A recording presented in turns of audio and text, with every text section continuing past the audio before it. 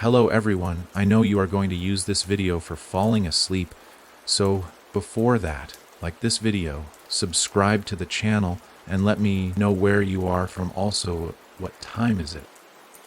If someone tells you a house vanished overnight, you'd think they're joking or maybe unwell. But what if it did vanish? What if something wants you to remember it, but only in pieces? Before I woke up screaming from dreams I didn't recognize, before the phone calls that came with no voice on the other end, before the cold patch in my hallway that never went away, there was a house that wasn't there, not anymore. It began with a map. A friend of mine, Charlie, who had an obsession with forgotten places, dropped it on my coffee table one evening. He was always chasing what he called lost architecture, buildings that had vanished from records, or been swallowed by the woods, or bulldozed without ceremony. We used to joke he'd end up finding a house that didn't want to be found. He took a long sip of his beer, leaned back into my threadbare couch, and pointed at the folded paper with a smile that didn't reach his eyes. "This one's different," he said. "This one, it doesn't even make sense." I looked at the map. It was a rough sketch, hand-drawn and stained, like it had been dragged through mud, possibly blood. It showed a back road just outside of Ashford Hollow, a nowhere town tucked deep into the forests of Pennsylvania. But what caught my eye was the note scribbled along the bottom edge, the Greaves house. Coordinates change. Only appears after dark. Do not go alone. Do not go inside. If you see her, run. I laughed then, because what else do you do when you're staring at something insane in plain sight? But Charlie didn't laugh. He just looked at me, expression hard. "I'm going there tonight." The room felt heavier after he said it, like something had leaned in to hear more. "You're serious?" I asked. "Dead serious," he replied. "But I need someone to come with me. I need someone to watch from the outside in case something goes wrong." I should have said no. By midnight we were driving down a road that wasn't on any GPS. The trees pressed in tight, like they were listening. We followed the directions on the map exactly. 7 miles past the old railway bridge, turn left at the rotted signpost with no name. Drive until you hear the hum. Yes, the hum. At first I thought it was the car, some mechanical rattle. But it wasn't. It wasn't anything outside. It was in us. A low frequency that didn't so much vibrate through the air as slide down your spine and curl up inside your chest. It made my teeth hurt. It made Charlie's smile wider. Then, just like that, the house was there. It didn't rise up or flicker into view. It just was. Sitting squat and sullen in the center of a clearing that had no business existing. The trees parted in a perfect ring around it, as if they'd been pushed away long ago and had given up trying to grow back. 3 stories tall.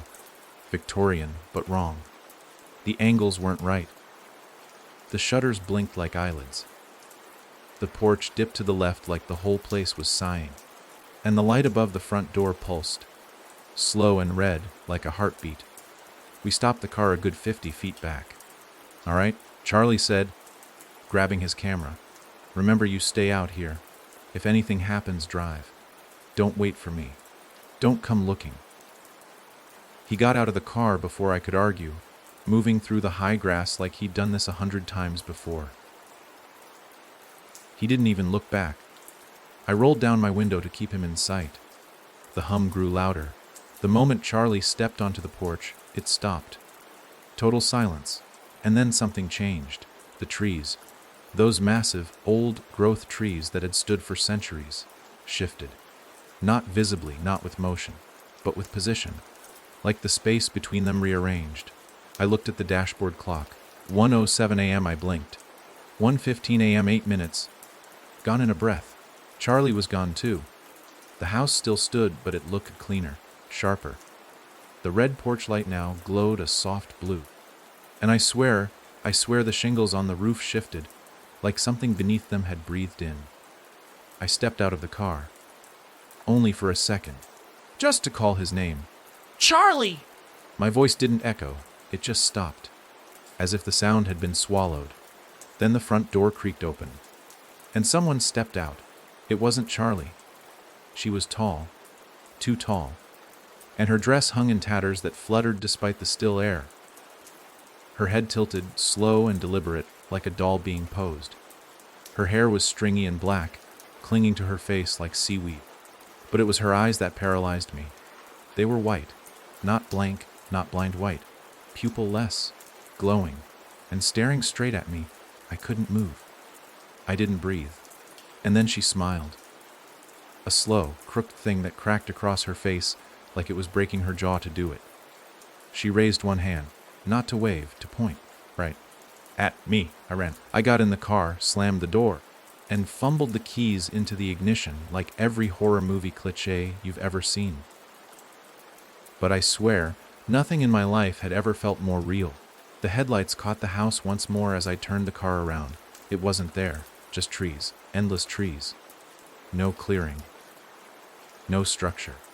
No sign Charlie had ever gotten out of the car. I drove back to town on instinct, windows up, doors locked, radio off. The hum was gone, but I could still feel it. The next morning, I went to the police. They found the car. They found Charlie's bag, but no house, no clearing, nothing on the satellite images.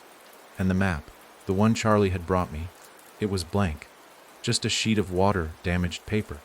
They questioned me for hours. Drugs, alcohol, a prank gone wrong. I told them everything, and they looked at me like I was losing it. Maybe I was. But 2 nights later I got a call. No number, just static. And a voice that sounded like Charlie. But wasn't. It's still here, it said. Don't look for me. Don't try. She knows you now. She remembers. Click. I didn't sleep that night, because I realized something. Something so awful I still haven't told anyone. In the background of the call, I heard a hum. And beneath it, a whisper, there's more than one house. Since that night, I've started seeing doors where there shouldn't be any, alleyways that weren't there before. I walk by homes that have shutters shut in the exact same blinking rhythm. Some nights, I wake up and swear my bedroom door is on the wrong wall. And the worst part, sometimes, when I look in the mirror, I think I see her watching me from behind my reflection. So if you're reading this and feel something behind you right now, don't turn around. Not yet. Because you don't find the house, it finds you. And once it does, you're already inside. You never truly notice the silence in your home until something fills it. It started 2 days after the call. I'd convinced myself it was just stress, sleep deprivation, a mind trying to patch over trauma with nightmares. But then the whisper came again, not through the phone, not in a dream, from inside my walls. It was faint at first, a brush of sound, soft as breath. I'd be brushing my teeth or flipping through the news and I'd hear it. Just behind the drywall. Like someone speaking through layers of cotton. Too soft to understand, too present to ignore. I told myself it was plumbing, mice, something explainable. But deep down, I knew better. Because the whisper came in rhythm. Always 3 phrases. Repeated once, then silence. The first time I caught it clearly, it said, "We see you." She smiles. Don't blink. I froze mid-step. The room seemed to contract, as if the air pulled in on itself. I pressed my ear against the wall. Nothing. The moment I moved away, it came again. Closer this time. She smiles. Don't blink. Behind. I didn't turn around. My legs moved on their own. Fast and heavy, carrying me out of the apartment like something was chasing me even though nothing was. I drove all night. Slept in my car at a gas station miles from town. When I returned the next morning, my front door was unlocked. Not busted open. Unlocked. I know what you're thinking. It could have been anyone. But nothing was taken. Not even touched. Everything was exactly as I left it, except for one thing. On my kitchen table sat the same sheet of water, stained paper Charlie had brought me, the map. Except now it wasn't blank. In dark dripping ink, it had redrawn itself. The road, the signpost, the house, all back again. But now, there were more. 6 dots, 6 houses, spreading out like a disease, and above them, scrawled in the same broken handwriting, "She builds more when you look away." I should have burned the map, thrown it out, left town. But something deeper than fear held me down. Curiosity with teeth. A terrible need to understand what was happening. To find Charlie. Even if it meant stepping closer to something that clearly wanted me to join it. So I did the unthinkable. I picked one of the other dots. This one was near an abandoned logging town, Ridgeway, up near the old mines. Officially closed off. Unofficially, people still went up there to drink, spray, paint the old shafts, maybe get a thrill from how the wind screamed through the tunnels like it was mourning something. I brought a flashlight, a camera, and a voice recorder. It took me hours to find the exact spot. The trees were thicker up here, older, like they had memory. The path disappeared twice, and I swear at one point the trees were closer than they had been minutes earlier. But just like before, just when I thought I'd lost my way, the hum started. Low and sick, like it was vibrating through my blood. I followed it until I saw it another house. Different shape, same feeling. Wrong angles. Paint that seemed to squirm. Windows that looked too deep. But this one was smiling. The entire structure was bowed, warped like a grin. The front door arched upward, and the shutters on either side were open just enough to resemble blinking eyes. The porch lights were yellow, sickly, flickering in a pulse that matched my heartbeat the closer I got. I didn't go in. Not this time. Instead, I set the voice recorder down in the grass and backed away slowly, keeping my eyes on the house. The hum deepened. My skin itched. I turned back only when I reached the edge of the clearing. Then I ran. I didn't look back. Didn't stop. Not until I was inside my car with the doors locked and the recorder clutched in my shaking hands. I didn't listen to the recording until I got home. At first, it was just the hum. Then static, then her voice, clear, soft, inside my ears even though it came from a speaker. "He's here," she whispered. He opened the 6th. He brought her through. Then silence. For several seconds, just the whine of dead air. And then a sound I will never forget. A knocking. 3 knocks. Heavy, wet. Followed by Charlie's voice. But not Charlie's voice. It was too calm. Too measured. I saw her face. She has no mouth, but she sings. She sings through us. Click. I threw the recorder across the room. It shattered. Pieces slid under the couch, into corners I never wanted to reach again. But it didn't matter. The recording kept playing. My laptop turned on by itself and began streaming the audio from my cloud backup. My phone buzzed with the same file, over and over again. My smart TV, unused for months, blinked on with the waveform bouncing like a heartbeat, and all of it repeated the same message: she sings through us. That night, I sealed every mirror in my apartment with bed sheets and duct tape. Not because I saw her again, but because I didn't want to accidentally catch her watching. Because now I knew. This thing, this presence, it wasn't bound to the houses. The houses were doors, and some of them had already been left open. My walls whispered louder that night, too loud to ignore. But I didn't hear words anymore. I heard singing, a low, rattling hum of hundreds of voices, too layered to separate, too clear to miss. And just when I thought I couldn't take another moment of it, it stopped. Dead silence. Until something knocked on the inside of my bedroom wall. 3 times. I didn't sleep. I sat in the hallway with the lights on until the sun came up. When I finally worked up the nerve to check my room, the sheets on the wall had been torn, not cut. Torn.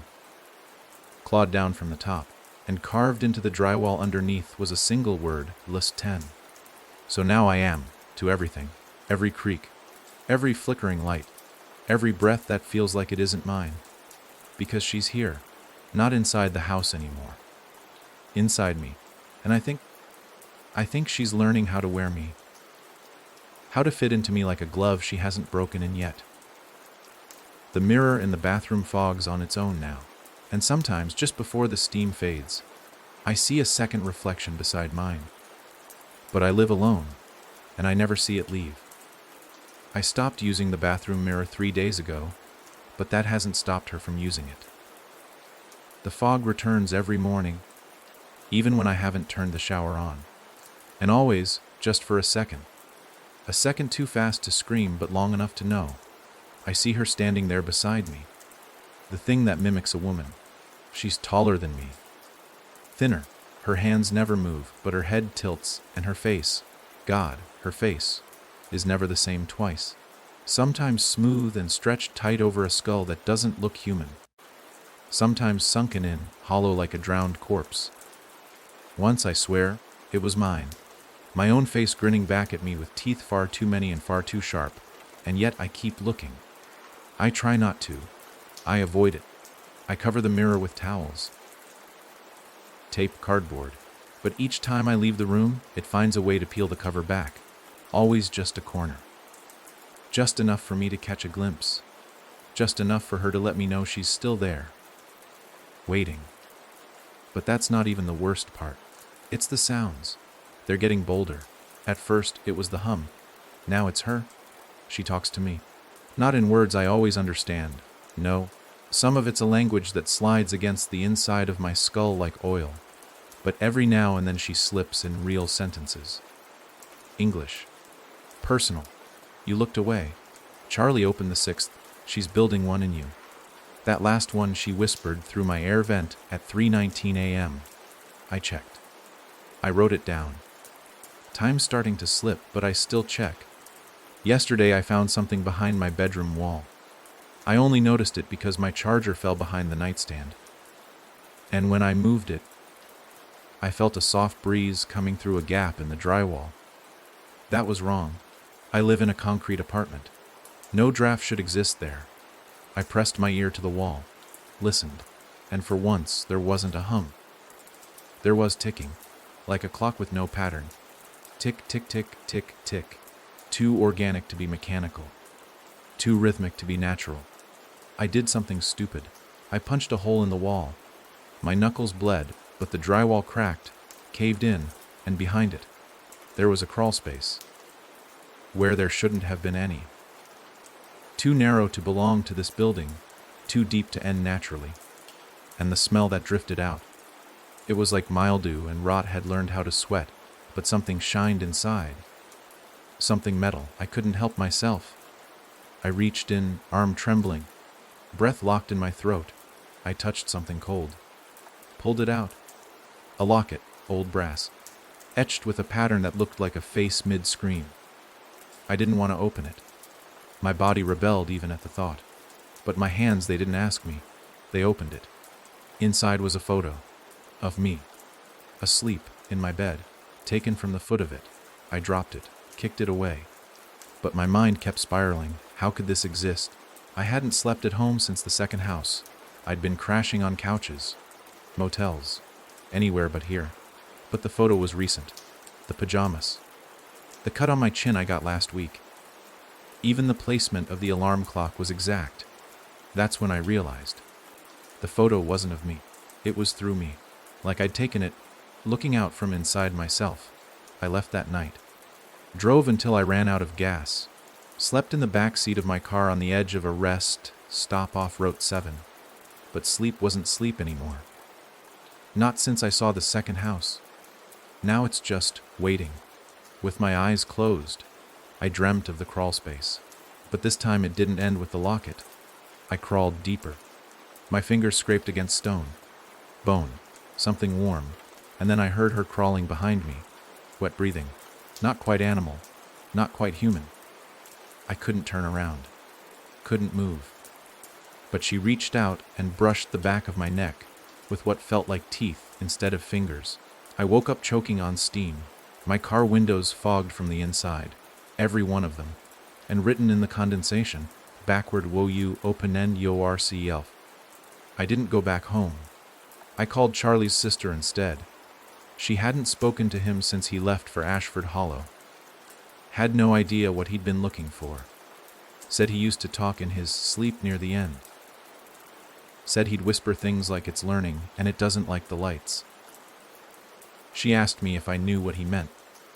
I didn't answer, but I did ask where he used to go when he wanted to think. She paused, then said something that chilled me more than anything I'd heard in weeks. He'd go to our grandparents' place. Up in Grenton, the old farmhouse. But that place burned down. Years ago. I asked why. They said it was electrical. But she hesitated. He told me once he saw a door appear in the basement. The farmhouse wasn't far. I drove up there the next morning, running on no sleep and too much caffeine. The place was exactly as she'd said. Charred, collapsed. Barely more than a shell of blackened beams and ash. But something in me knew the door was still there, even if it wasn't made of wood. I climbed over the debris, searching for the stairs down. Found them under a slab of fallen flooring. As I pulled the broken wood aside, the hum returned. No slow build-up this time. No warning. Just on, like it had been waiting for me. The stairs cracked under my weight. The basement was soaked. Not with water.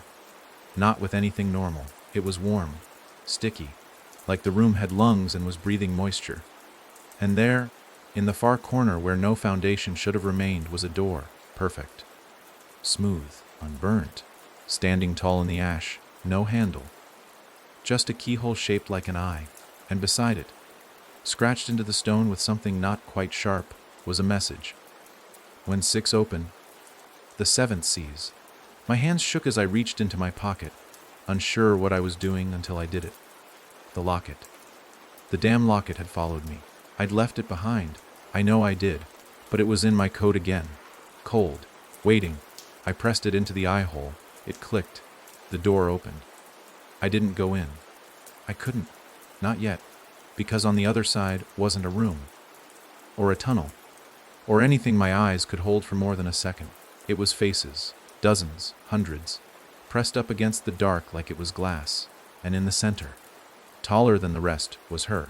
Smiling. And she waved. I slammed the door and ran.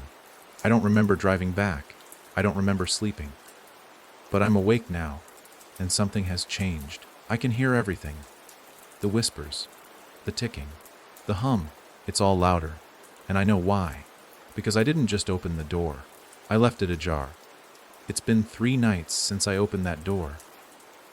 3 nights since I slammed it shut and ran like my own skin was turning inside out. But that door, that thing, it didn't close all the way. I felt it the moment I woke up back in my apartment, even though I hadn't been there when I passed out. My key was still in my pocket, but the deadbolt was undone, and the door was cracked open an inch. Like someone had walked me inside and gently tucked me back into the place I swore I'd never return to. Since then, I haven't been alone. I don't mean figuratively. I don't mean the kind of paranoia that makes you glance over your shoulder in empty rooms. I mean, I've seen them, felt them, heard them, the ones who followed. They don't always show up in full. Sometimes they flicker in mirrors, warped by angles the eye can't grasp. Sometimes it's just a weight at the end of the bed. The scent of dirt and rot on my pillow. A voice behind the shower curtain that hums the same broken tune over and over again until I scream and tear it open. Only to find nothing. But it's not nothing. They're here. And they're multiplying. They don't walk like people. They drag, limbs stretching too far, joints bending wrong. I've only caught full glimpses twice. The first was at 2:16 a.m. on the second night. I was sitting in the corner of my kitchen with all the lights on, back to the fridge, knife in hand, when the hallway light cut out. No flicker, just darkness. And from that dark, I heard the wet slapping of something crawling. Not fast, not slow, purposeful. The sound of something that knows it doesn't need to hurry because you have nowhere else to go. I couldn't move. My legs refused. My hands were locked, white knuckled around the handle of the useless kitchen knife. It reached the doorway and stopped. I saw its outline. Too tall, but hunched. Like its spine didn't understand the concept of up. Its arms dragged along the floor behind it, fingers twitching. Long enough to touch the walls on either side. And its face was wrong. It had too many. Not a tangle of heads or a mass of features. No, it wore them. Faces, stitched together with precision. One on top of the other, rotating like a sick carousel. The faces blinked, smiled, cried. And all of them were me. I blinked, and it was gone. No sound of retreat. No slamming door. Just gone. But it left a trail. Wet streaks along the hallway floor, leading back to my bedroom. I didn't follow them. I slept in the bathtub with the shower curtain ripped down and stuffed in the drain. The light stayed on all night, and yet, somehow, I still saw shadows move. The second time I saw them fully, I wasn't even inside. It was at a diner just outside of Camden. I'd driven 2 hours without remembering doing so. One of the many gaps in time that's becoming too familiar. I only realized where I was when the waitress tapped the table and asked if I wanted more coffee. The place was empty except for me and her. She looked tired. Her namatag said Darla. I tried to smile, tried to be human. She smiled back. Then she froze, mid-pour, coffee overflowing onto the table. Her face paled. Eyes locked on something behind me. What is that? She whispered. I turned around. They were standing across the street. 4 of them, silhouetted under the flickering neon light of a boarded-up gas station. Just standing, not moving, not breathing. All facing me, each one taller than the last, the smallest already twice my height, and though they didn't move, I could feel something reaching from them.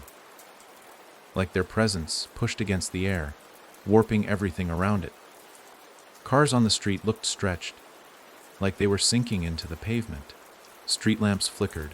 A cat sprinted past and then immediately stopped, mid-run, frozen mid-air for a blink, then dropped like a puppet with its strings cut. I turned back to Darla. Her eyes were bleeding. Thin trails, running down her cheeks, like her body was reacting to something it couldn't understand. I grabbed her arm, tried to shake her, tried to speak. Don't let them in, she said, her voice empty. Not here? Not again. Then she blinked, and it was like she woke up, looked around, confused. No blood, no memory, just an apologetic smile. Sorry, she said. What were we talking about? I left without paying. Back in my car, the back seat was fogged. I wiped the window. The street was empty. But now there was a handprint on the inside of the windshield. Small, child-sized, and written beneath it, in breath, si vien do ars, si vien facies, on and bo dy. I screamed until my throat tore. I tried to report it. Drove to a sheriff's station in the next county over. Waited in the lot for half an hour, trying to figure out how to explain what couldn't be explained. Finally got the nerve to go in. But the building wasn't there. It was, but not how it should have been. It looked like the shell of a place long dead. Boarded up, windows shattered, door sealed with rusted chains, and spray painted across the front wall in red, peeling paint. You can't report what doesn't exist. My phone rang. Blocked number. I answered anyway. No voice, just humming. Then a child's giggle. Click. When I looked back up, the building was normal again. Lit. Staff inside. Someone walked out carrying a coffee. Smiled at me like nothing was wrong. But I didn't go in. I knew better. I drove home, breaking speed limits the whole way. The streets seemed longer, like space had stretched. And when I reached my neighborhood, it took me 15 minutes to find my own street. I drove past the same gas station 4 times, even though it was only 2 blocks away. And when I finally pulled into my lot, there was a letter on my windshield. Not under the wiper, on the glass, pinned there with a nail. No envelope, just thick yellow paper folded once. I opened it, inside a charcoal sketch of my face, eyes wide, mouth open in a scream, and a single phrase written beneath it in slanted, frantic handwriting, DLOTASRUSUO It's been silent since I got back. Too silent. No hum, no whispers, no footsteps, which is worse, because now I think they're listening, waiting. The followers aren't just visitors anymore. They're moving in, taking space in the cracks of my mind, my walls, my reflection. And the worst part, I think they want to speak through me. Because last night, I dreamt I was standing in front of a crowd. Huge, endless, all staring up. And I was on a stage, smiling wide, my mouth moving, a voice booming from speakers that weren't real. But I couldn't hear the words I was saying, because I wasn't speaking. She was. And when I woke up, my throat was raw, lips split, like I'd been screaming in her voice all night. They say if you hear your own voice when you're alone, you're either dreaming or losing your mind. But what they don't tell you is what to do when your voice doesn't stop. When it follows you from room to room. When it starts whispering things you don't remember ever knowing. When it answers questions you haven't even asked yet. When it tells you what you'll do next.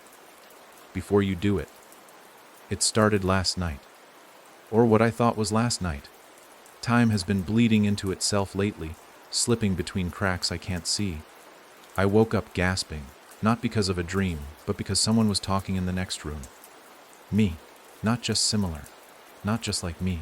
It was me, the same tone, same pitch, same hesitation I have when I'm not sure if I'm making a mistake or heading toward one. I know you're listening, it said. I froze, didn't breathe. The air felt too heavy to hold anyway. Don't act surprised. You let her in. There was silence. Then movement. Something scraping across the floor, not footsteps. Not dragging. Crawling. You thought the door was for her, it continued, voice calm, unblinking. But it was for you. I sat up slowly. My room was pitch black. The light switch didn't work. The hallway was darker still. And I knew. If I opened my door, I wouldn't be looking at my hallway. I'd be looking in. So I didn't open it. I spoke. Not loudly. Not angrily. Just who are you? A beat passed. Then, softly wrong question. And then silence again. But not empty silence. I could feel something breathing on the other side of the door. Close. Too close. I moved back, slowly, step by step until the backs of my knees hit the mattress and I sat down. My heart was a fist slamming inside my chest.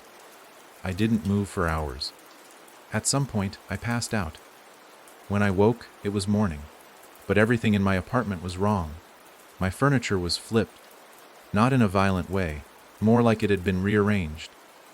The pictures on the walls now showed places I'd never been. A house with red windows on a cliff edge. A tunnel that ended in teeth. A church whose bell tower was bent like it had been twisted by wind. And then there was the mirror. The same one I'd sealed weeks ago. Uncovered. Waiting. I should have turned away. I should have burned it. But I looked, and there I was, standing, pale, hunched slightly, the same face. But the eyes, they weren't mine. Not anymore. They were deeper. Like looking into a pit that didn't have a bottom. They blinked out of sync, and when the reflection smiled, I felt my own lips twitch. Not in fear, in obedience.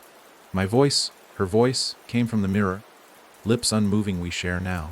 I slammed a towel over the glass, smashed it with a chair. Shards exploded across the floor, one slicing my palm open. Blood hit the wall and began to crawl upward. No drip, no gravity, just red threading across the paint like veins finding their way home. I left, no keys, no shoes, no plan, just ran. I ended up at a church, not for faith, not for salvation. I don't know what led me there. The doors were unlocked, the pews empty, the altar covered in white cloth that somehow looked more like skin than fabric. A priest stepped out from the back room. Young.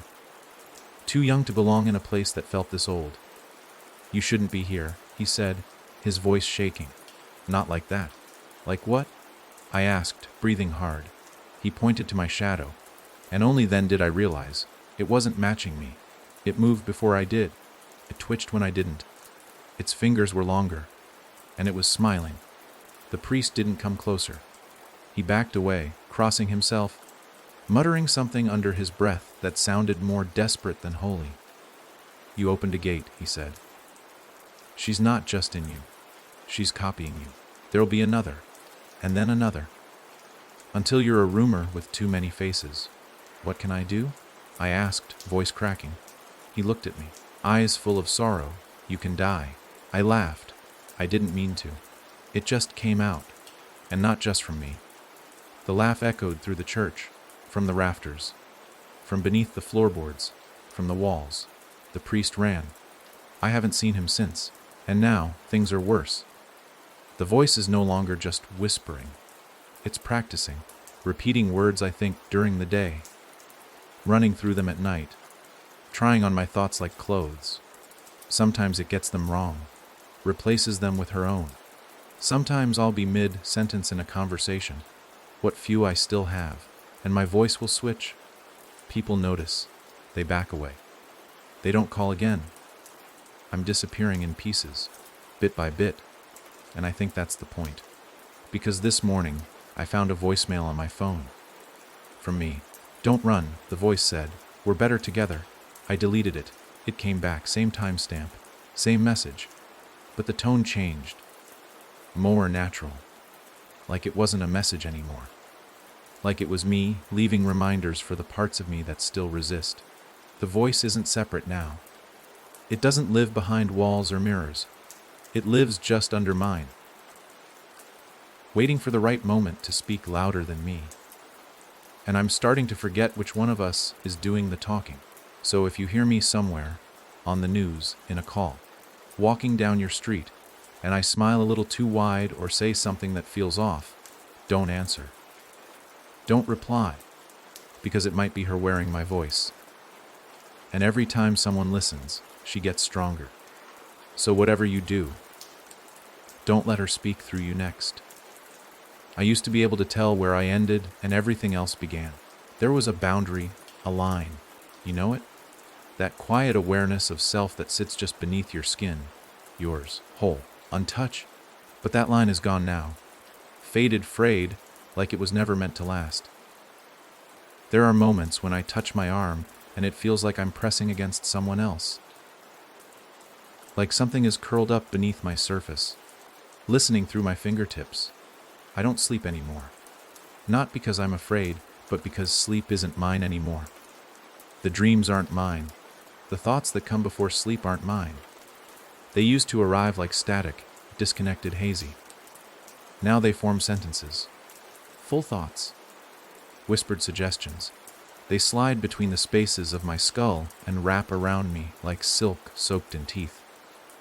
You're not real when you're quiet, she said last night. Only when they hear you. That voice, it's still mine, still using my inflections, my rhythms. But she's getting better at it. Like she's studying me from the inside out, learning how to be me. And now, I'm starting to hear her when I speak. Just faintly. Like a second audio track, slightly out of sync, layered beneath my own voice.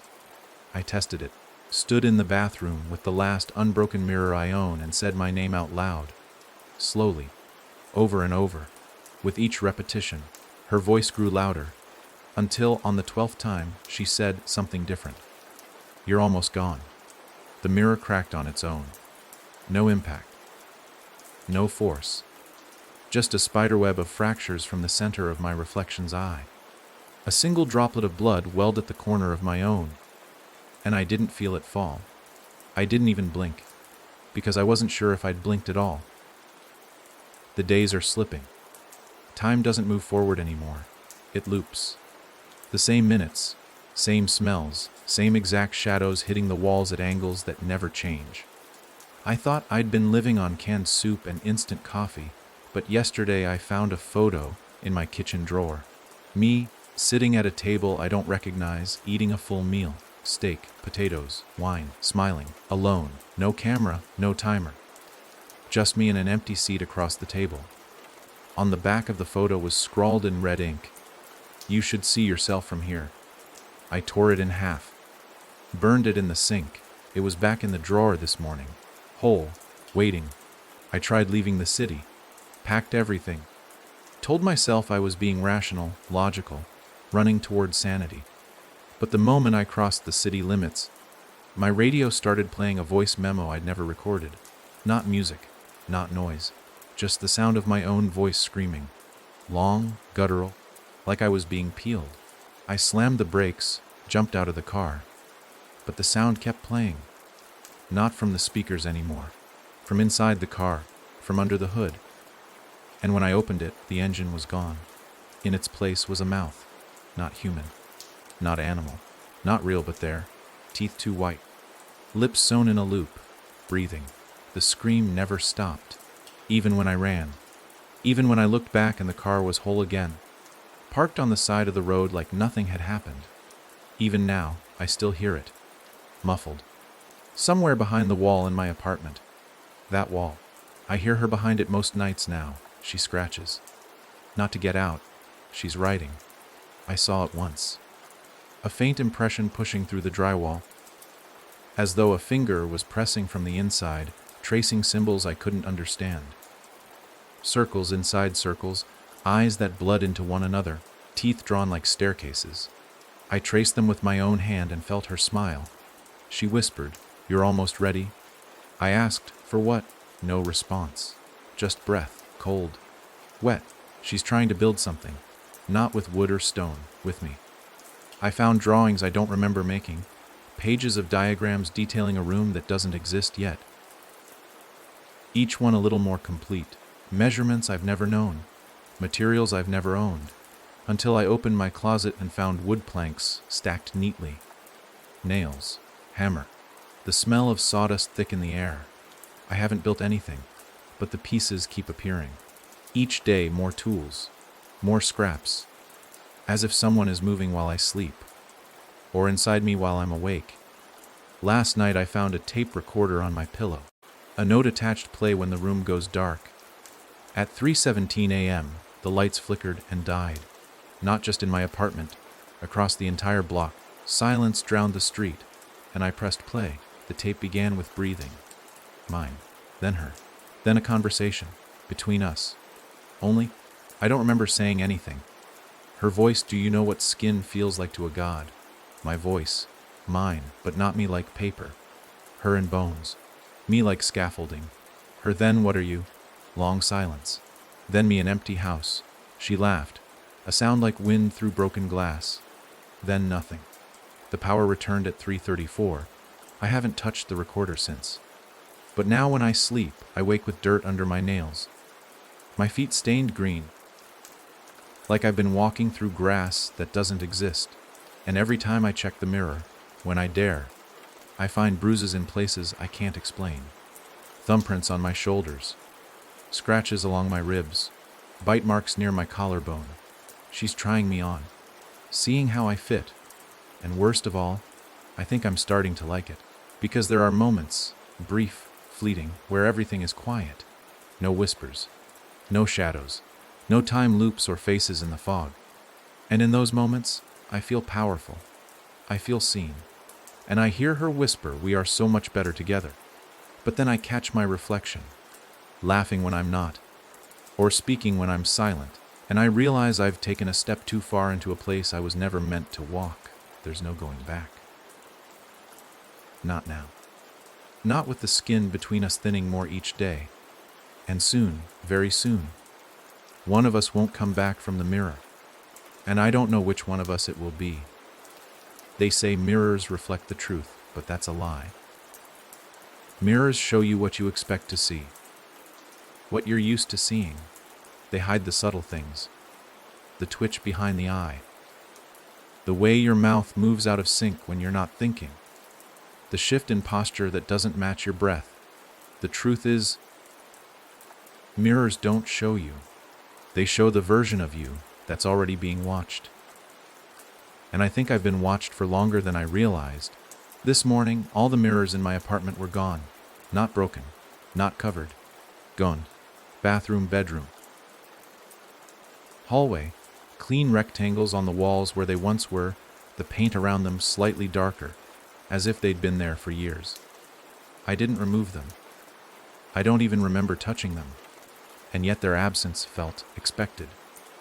Like part of the plan I hadn't admitted to myself yet. In their place were drawings. Done in charcoal. Scratched directly onto the walls. Dense and crooked. Every one of them a door. Dozens of them. Some narrow and arched, others towering and thin. All of them slightly ajar. All of them with something peeking through the crack.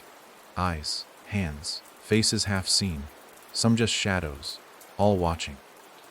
The worst part was the center of the bathroom wall. A mirror once hung there, above the sink. Now there was a new drawing. One massive, almost life-sized. A door again, but this time open wide, and inside a figure stood. Me, but not quite. The smile was too wide. The eyes too shallow. The arms bent wrong at the elbows, like they'd been snapped and rearranged to mock the right angles. And in the reflection of that drawing, behind the me, that wasn't me, was a row of people with no faces. Just smooth skin where eyes, nose, and mouth should be, like clay left unfinished, and each one of them wore my clothes. Different outfits, different versions of me. The date shirt I wore once to impress someone long gone. The hoodie I lost in a move 3 years ago. Even the old band tee I threw away when it ripped down the middle. She's collecting me, piece by piece. And now she wants the part of me that looks. Because mirrors don't reflect anymore. They lead. I confirmed it last night. I went to a friend's place, someone I hadn't seen in months. Brian. He didn't know what was happening.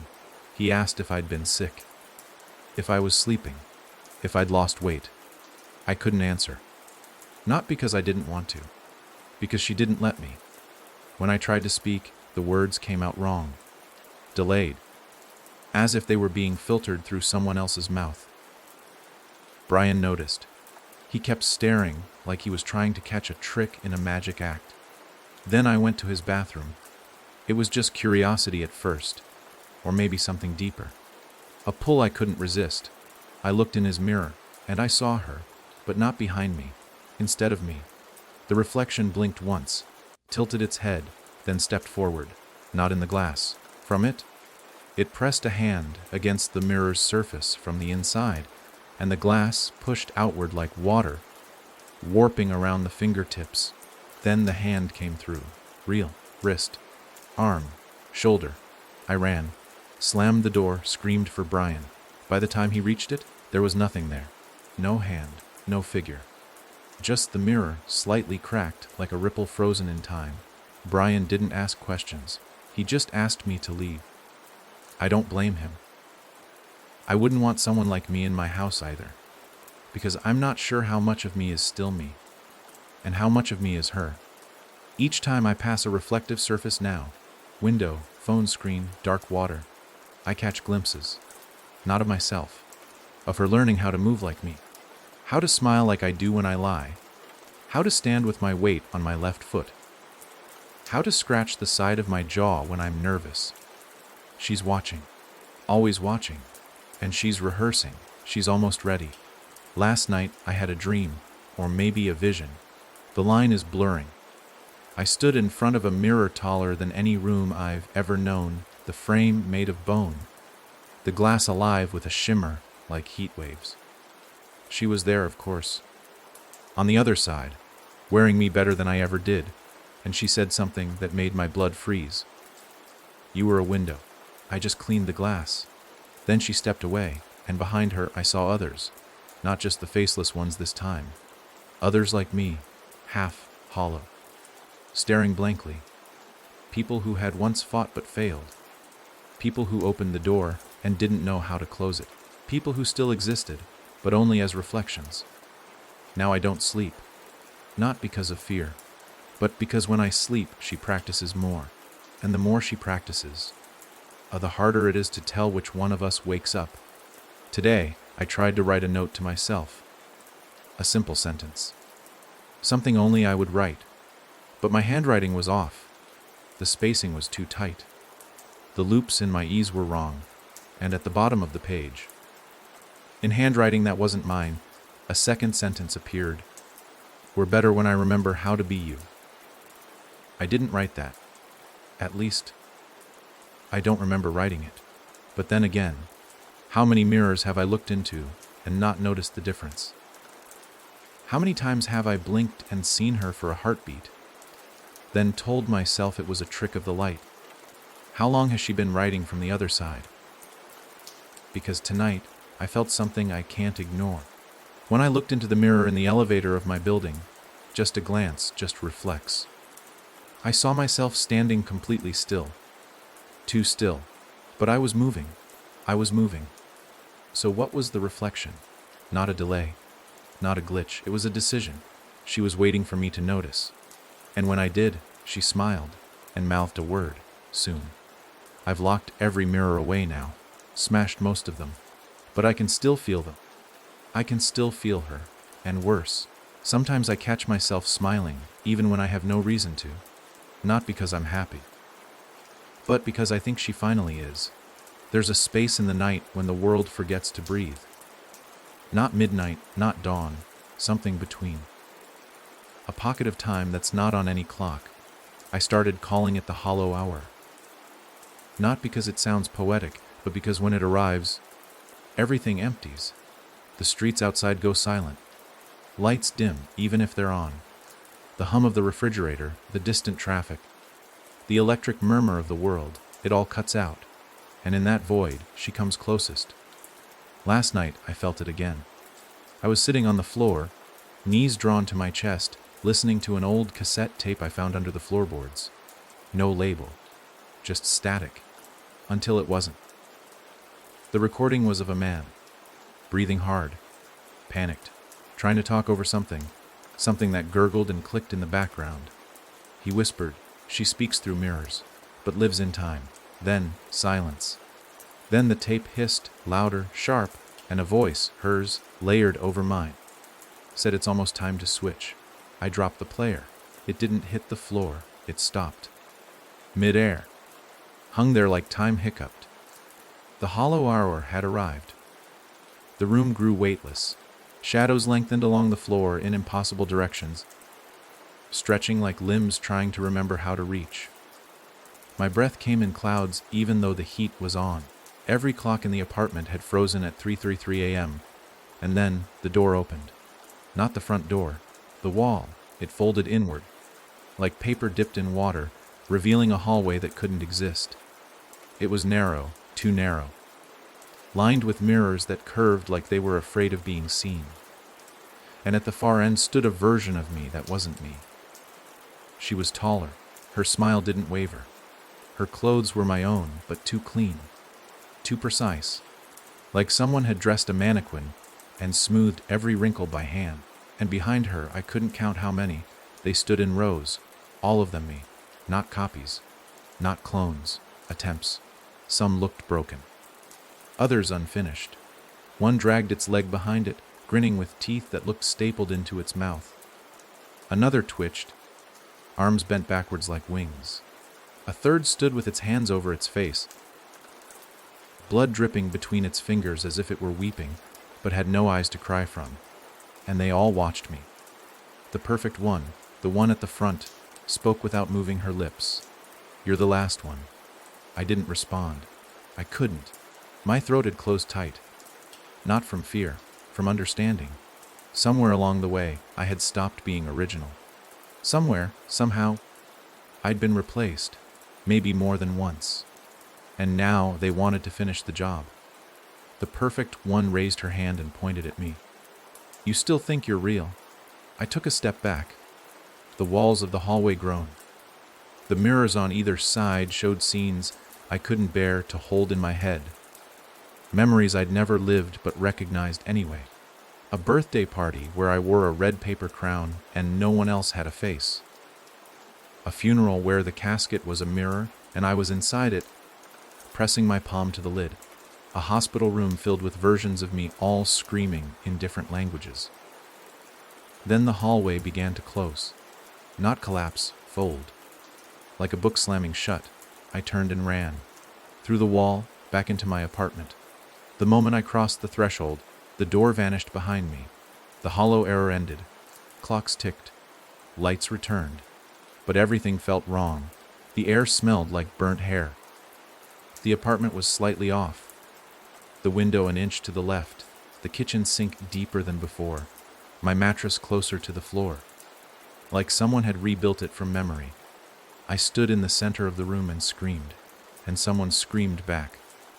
From inside me. It wasn't a sound. It was a pull. a vibration that rattled through my teeth and echoed behind my eyes. She wasn't trying to possess me. She already had. She was wearing me like a suit made of memories and scars, stitching herself in with every passing second. The face in the mirror had just been the rehearsal. Now she was stepping on stage. I blacked out. When I woke, my arms were covered in writing. Scrawled in black ink from elbow to fingertip, sentences over each other, crossing, looping, no beginning or end. I read what I could. Let her out before she lets herself in. Mirrors are lies with silver tongues. There's no you in the reflection, just rehearsal.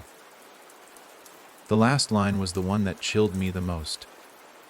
If you don't remember what you looked like yesterday, it's already started. I tried to picture myself. My real face, not the mirror's version, not a photo, me, and I couldn't. It was like trying to hold smoke. Each time I thought I had a clear image, something would shift. The nose a little longer, the eyes too far apart, the smile too eager. She'd been whittling away at me for days, maybe weeks, replacing parts, rearranging, refining. I was no longer a person. I was a mask. And soon, when I slipped, when I let my guard down for even a second, she would stop rehearsing and take the final step. She wouldn't need the mirror anymore. She'd walk into the world using my bones like scaffolding, my voice like a lure, my memories like a map, and no one would know. Not at first. But the smile would be just a little too wide. The eye contact a little too long.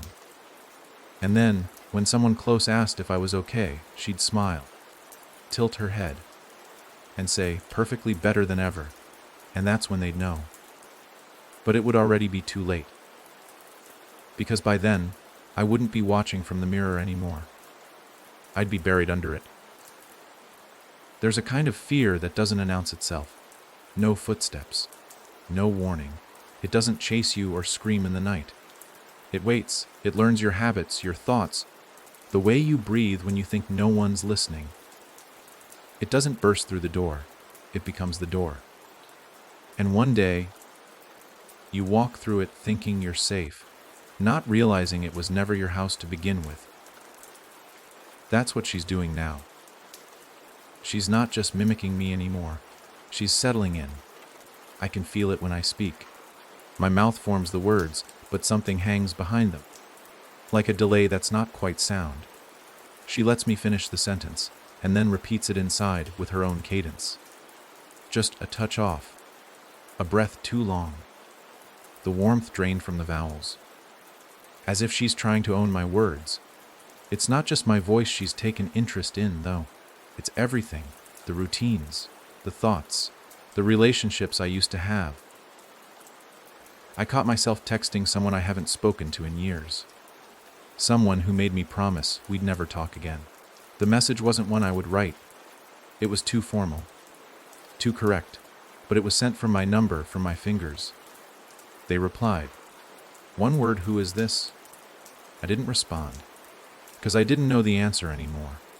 Later, I found the conversation printed out, laid neatly on my desk, with my phone placed beside it as if it were an exhibit. Underlined, in red pen, the skin fits better each day. The handwriting wasn't mine. My apartment has changed again. Subtly. Insidiously. The fridge hums a different note now. The faucet drips in a rhythm I can't place. But I recognize it, like a lullaby I've forgotten.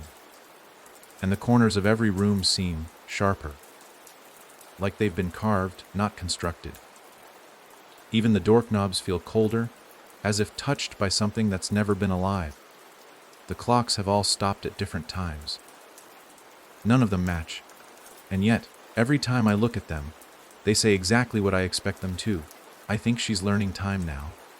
How to bend it, rearrange it, how to make it hers. This morning, I received a letter in the mail. No stamp, no return address. Just my name, written too neatly, with a pen that dragged slightly too long on each letter. Inside was a photo of me standing in front of my building. Same clothes I wore last night, same bruise on my neck I noticed this morning. But the timestamp was from 5 days ago. And my eyes in the photo, weren't looking at the camera. They were looking past it, at something behind whoever took the picture. I turned the photo over. Written in the same handwriting, she's already left the mirror. That night, I locked everything: windows, doors, taped the mail slot shut, covered vents. I turned off all electronics, removed the battery from my phone, shut off the breaker. No light, no sound. I needed silence. I needed to feel alone again. And for a while, I did. I sat in the center of the living room, knees pulled in, flashlight in my lap, heart slow. It almost felt peaceful. Like maybe, just maybe, I'd caught her in a moment of weakness. But then, from the darkness behind the couch, I heard my own voice say, "Why are you sitting in my spot?" I didn't turn around. Not because I was frozen, but because I knew that's what she wanted. I closed my eyes, counted my breaths, each one heavier than the last. When I opened my eyes again, the couch was gone, not moved, not stolen. Gone, a gaping space in the room, no dust outline, no indentation in the carpet, like it had never existed, and in its place was a mirror, tall, oval, old, carved edges shaped like teeth, and on the other side she waited. Not as me, as herself. It was the first time I saw her without the disguise. Her eyes were hollow and wide, no color, just depth. Her skin was stretched over something too big, like she'd been poured into a body that didn't quite fit. Her mouth twitched with anticipation, not malice. Like she'd earned this, like she'd waited. I didn't look away. I asked her, "What do you want?" She didn't speak with her mouth. She mouthed the words, and I heard them in my head. "You," a beat, but better. Then the surface of the mirror rippled. She stepped forward. Her fingers brushed the edge. I screamed and threw the flashlight. The beam flickered as it rolled, casting long, warped shadows. By the time I found the courage to look back, the mirror was just a wall again. The couch was back. But I didn't dare sit on it, because this time, the cushions were warm, like someone had just been sitting there. And on the coffee table, scratched into the wood, was a sentence: "Don't confuse reflection with replacement." I tried to leave. I opened the front door and stepped into someone else's hallway. The walls were too narrow. The light flickered blue. The floor slanted upward into nothing. I closed the door, waited 5 minutes, opened it again. My hallway was back, but the family portrait by the elevator had changed. My face was in it, smiling, surrounded by people I've never met, and written in gold beneath the photo, "Our newest arrival." Now I don't know which world I'm in, or if any of them are mine anymore. She doesn't need to pretend. She doesn't need my permission. She just moves in, quiet, efficient, patient. Each breath I take that feels foreign, each blink that comes too fast or too slow, I know it's her, adjusting, settling, finishing the transition. I used to wonder what it would feel like to be replaced, but the truth is far worse, because I still feel everything. I still see everything. I'm just further away now, watching her from the inside, and she never blinks. I don't remember waking up anymore. There's no groggy return from sleep, no shift from dark to light. There's just a handover, like someone clocking out and another version of me clocking in. And sometimes, I'm not the one who starts the day.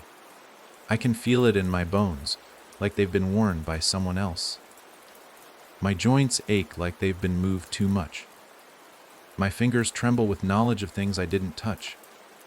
My mouth tastes of copper, even though I haven't eaten. This morning, there were muddy footprints leading into my room from the hallway. My shoes were clean. My socks were dry, but my feet were sore, blistered like I'd walked miles barefoot. My arms ached. My shirt was on inside out. The mirror on my bedroom door had returned. I smashed it weeks ago. Yet there it stood, flawless, framed in that same carved wood that looked more like bone than anything human ever made. And written in steam across its surface, "She likes your walk." I stared at myself for a long time. The reflection didn't copy me right away. It lagged, delayed by a beat, then caught up too quickly. like it was learning again, testing new movements. I raised my left hand. It raised the right. I smiled.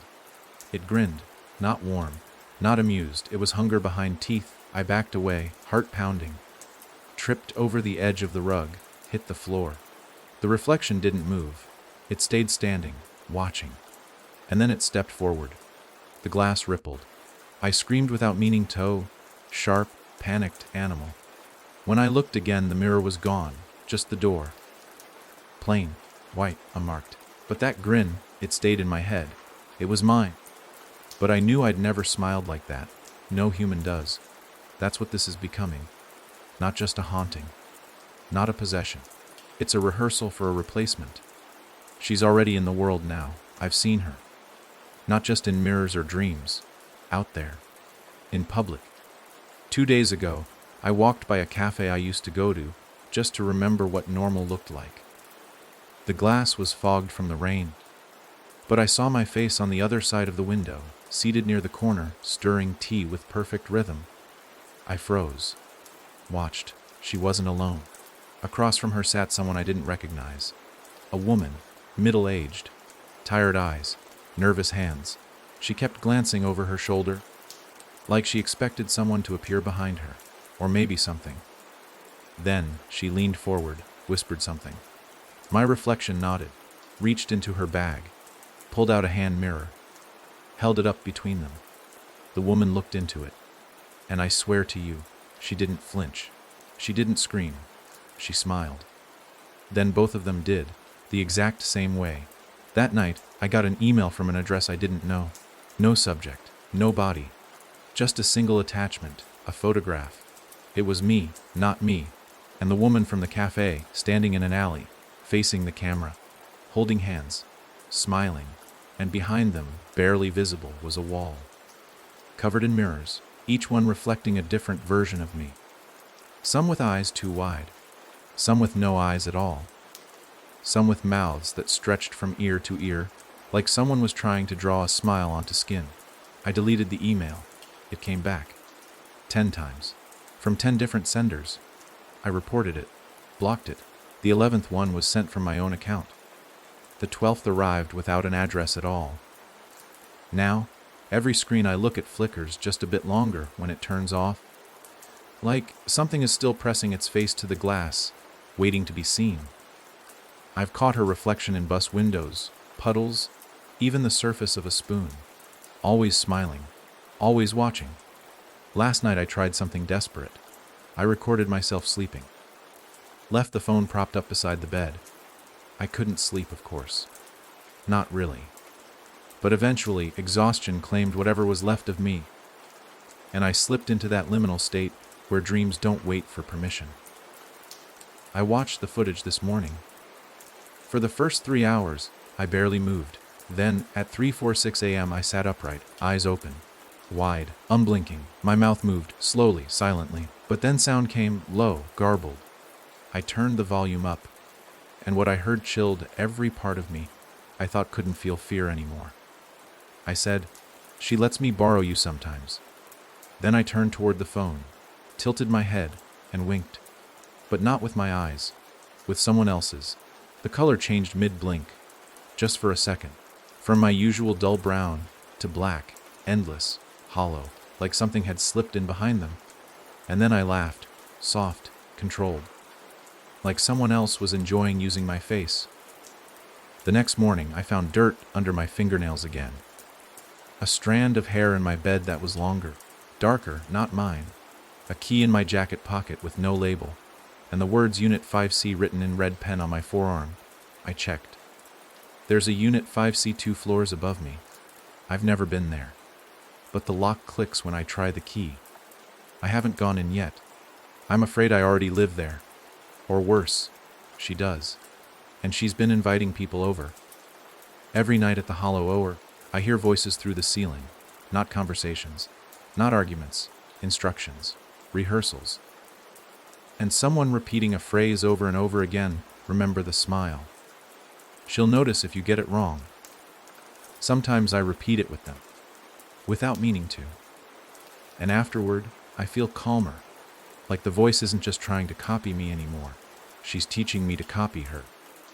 Because maybe the final step isn't her becoming me. Maybe it's me becoming what she needs. And when that happens, I won't have to fear the mirror anymore, because I won't need it. I'll already be on the other side. I used to think I could recognize myself, no matter how tired I looked, no matter how long it had been since I'd seen a mirror that didn't move on its own. There were little things, like the way I furrowed my brow when confused, or the tiny scar above my lip from when I fell on gravel as a kid. But now, I look at old photos, and they feel like someone else. Someone who had no idea what was waiting just behind the glass. And the more I stare at my own face, especially when I'm not trying to, the more I see her smile instead of mine. That smile is a weapon. It's not warm. It's not inviting. It's practice, an imitation sharpened over time. The corners curl too perfectly. The lips part just enough to look polite, but the eyes don't match. They watch with hunger. They study. I know because I caught myself smiling that way today. I wasn't thinking. Just waiting in line at a convenience store, half asleep, trying to buy a bottle of water. I glanced at the security monitor above the register, and there I was, grinning at nothing, mouth open, eyes blank, like a puppet whose strings were being tested. And the moment I noticed, the image in the monitor stopped moving. Just for a second, but I kept moving. It lagged. Then snapped back in sync like it had caught itself out of character. I left without buying anything. On the way home, I passed a storefront window and saw myself again, walking behind me. Same clothes, same hair, same posture, perfect twin. But moving with the grace of someone who's been studying a character for years and finally stepped into the role. She didn't look at me. She didn't need to. I ran, got inside, locked the doors, covered every reflective surface. But she doesn't need mirrors anymore. That's the lie. The mirrors were entry points, yes. But now she's already here, inside the walls, inside me. The smile is just the symptom. The infection runs deeper. I've been blacking out again. Gaps in memory. Hours missing. I wake up in places I don't remember going. Last night, I woke up on the rooftop of my building, barefoot, my hands red. Not blood, paint, I told myself. But my palms smelled like iron, and there were symbols drawn on the concrete. One of them was a circle. Inside it, my name, crossed out. Beneath that, written in blocky letters, no longrned. And under that, smaller, she's fluent now. Fluent. That's the word that keeps circling in my head like a fly that won't die. She's not mimicking anymore. She's adapting. She's comfortable in the skin she's wearing. Mine. Earlier, I checked my voicemail and found a message I never heard come in. No number, just static at first, then breathing, then my voice, or what used to be my voice. It said, "Thank you for preparing the body. Then you may go now." I didn't delete it. I don't think I can. I keep getting mail addressed to Elise. That's not my name. It never has been. But it's written in familiar handwriting. Mine, only neater. More composed. I found a letter opener in my desk drawer I've never owned before. The blade was clean, but the handle was stained with something brown and sticky, like it had been buried in the ground for too long. The first envelope had a single sentence inside: "You have served your purpose." The second contained a photo of my face, but aged, wrinkled, worn, eyes faded, mouth slack, like a death mask caught mid-blink. The third, a mirror shard, wrapped in cloth, still warm. And it showed her face instead of mine. I don't remember unwrapping it, but I remember bleeding after I dropped it. There are strangers knocking at my door now. They don't say anything. They never press the bell. They just knock 3 times, pause, knock again. Always just after 3 a.m. When I check the peephole, no one's there. But once, just once, I waited and saw her. Not in my clothes, not in my skin, just her, naked, pale, hollow-eyed, smiling that practiced, broken smile, and she whispered, without moving her mouth, "Let me back in." I didn't open the door, but I also didn't lock it. I don't remember if I ever did. I found a journal under my bed this morning, leather bound, filled with entries I don't remember writing. The handwriting starts as mine, but as the pages go on, it shifts. The loops grow tighter, the slant changes, the words become colder. One entry stands out: day 14, host resists in moments of lucidity. But he smiles now without prompting. Progress exceeds expectations. Another day 21, others have begun to listen. He spoke in her tone during checkout. Clerk responded with nod. Recruits growing. And the most recent one, scrawled across 2 pages, almost violently: day 28, final smile rehearsed. Full replacement imminent. Mirror no longer needed. He believes he's still in control. I haven't written anything like that. But it's in my voice, my phrasing, my pen. And yet, when I try to copy the handwriting, I can't. My hands tremble. The letters bend wrong. Like that version of me has learned how to write in a dialect I no longer understand. And that's when I realized the smile wasn't hers anymore. It was mine.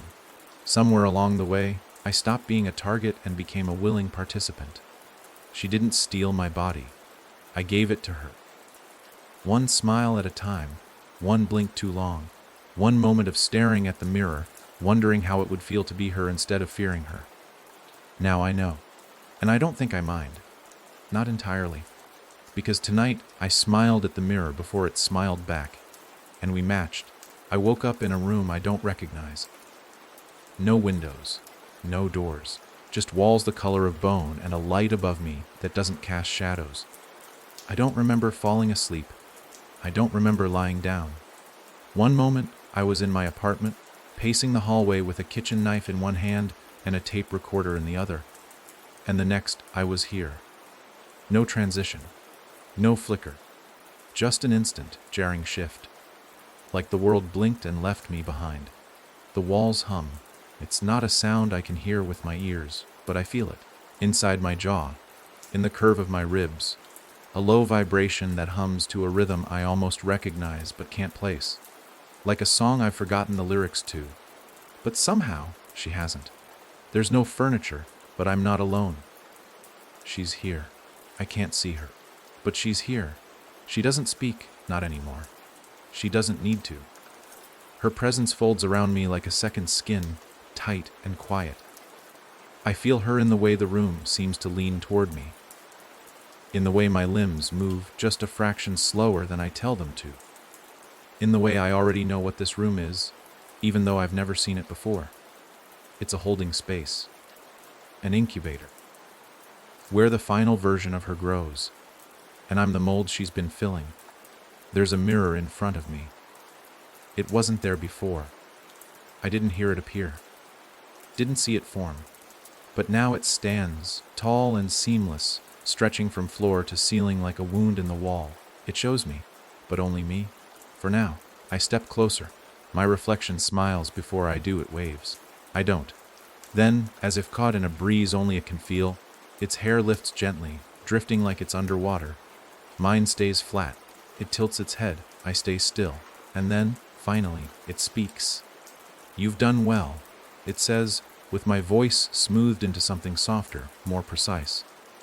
Like my vocal cords were sanded down and polished. "You made it easy." I step back. My spine touches the opposite wall. No escape. "What do you want?" I whisper. The reflection doesn't answer. It just keeps smiling. Then it begins to peel away from the mirror. The feet lift first. Then the hands, as if a poster is being pulled off a wall. Skin unzipping from the glass, and behind it, something else stirs. Something that's still wearing me, but not trying as hard to pretend. The eyes slide too far apart. The shoulders stretch.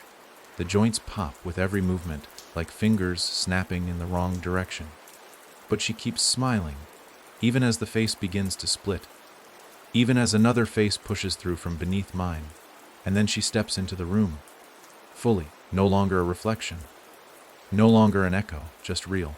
And I realize too late, I've never been in control. Not once. Everything she needed to become me, she already took. The memories, the posture, the voice, the permission. I thought I was resisting. I was inviting. Every glance into the mirror, every smile I practiced, every word I said that wasn't truly mine. I was making space. She walks toward me, slow and sure, like she's coming home. And when she reaches me, she doesn't strike. She embraces. Wraps her arms around me like an old friend, leans in, and says, softly, lovingly, "You're tired. Let me carry you." And then she breathes me in. A deep, hollow inhale, and I fade, not all at once. Not like light being shut off, more like a signal losing strength. I flicker, I waver, I dim, and she glows, brighter, stronger, complete. The last thing I see is the mirror. I'm not in it anymore. She is.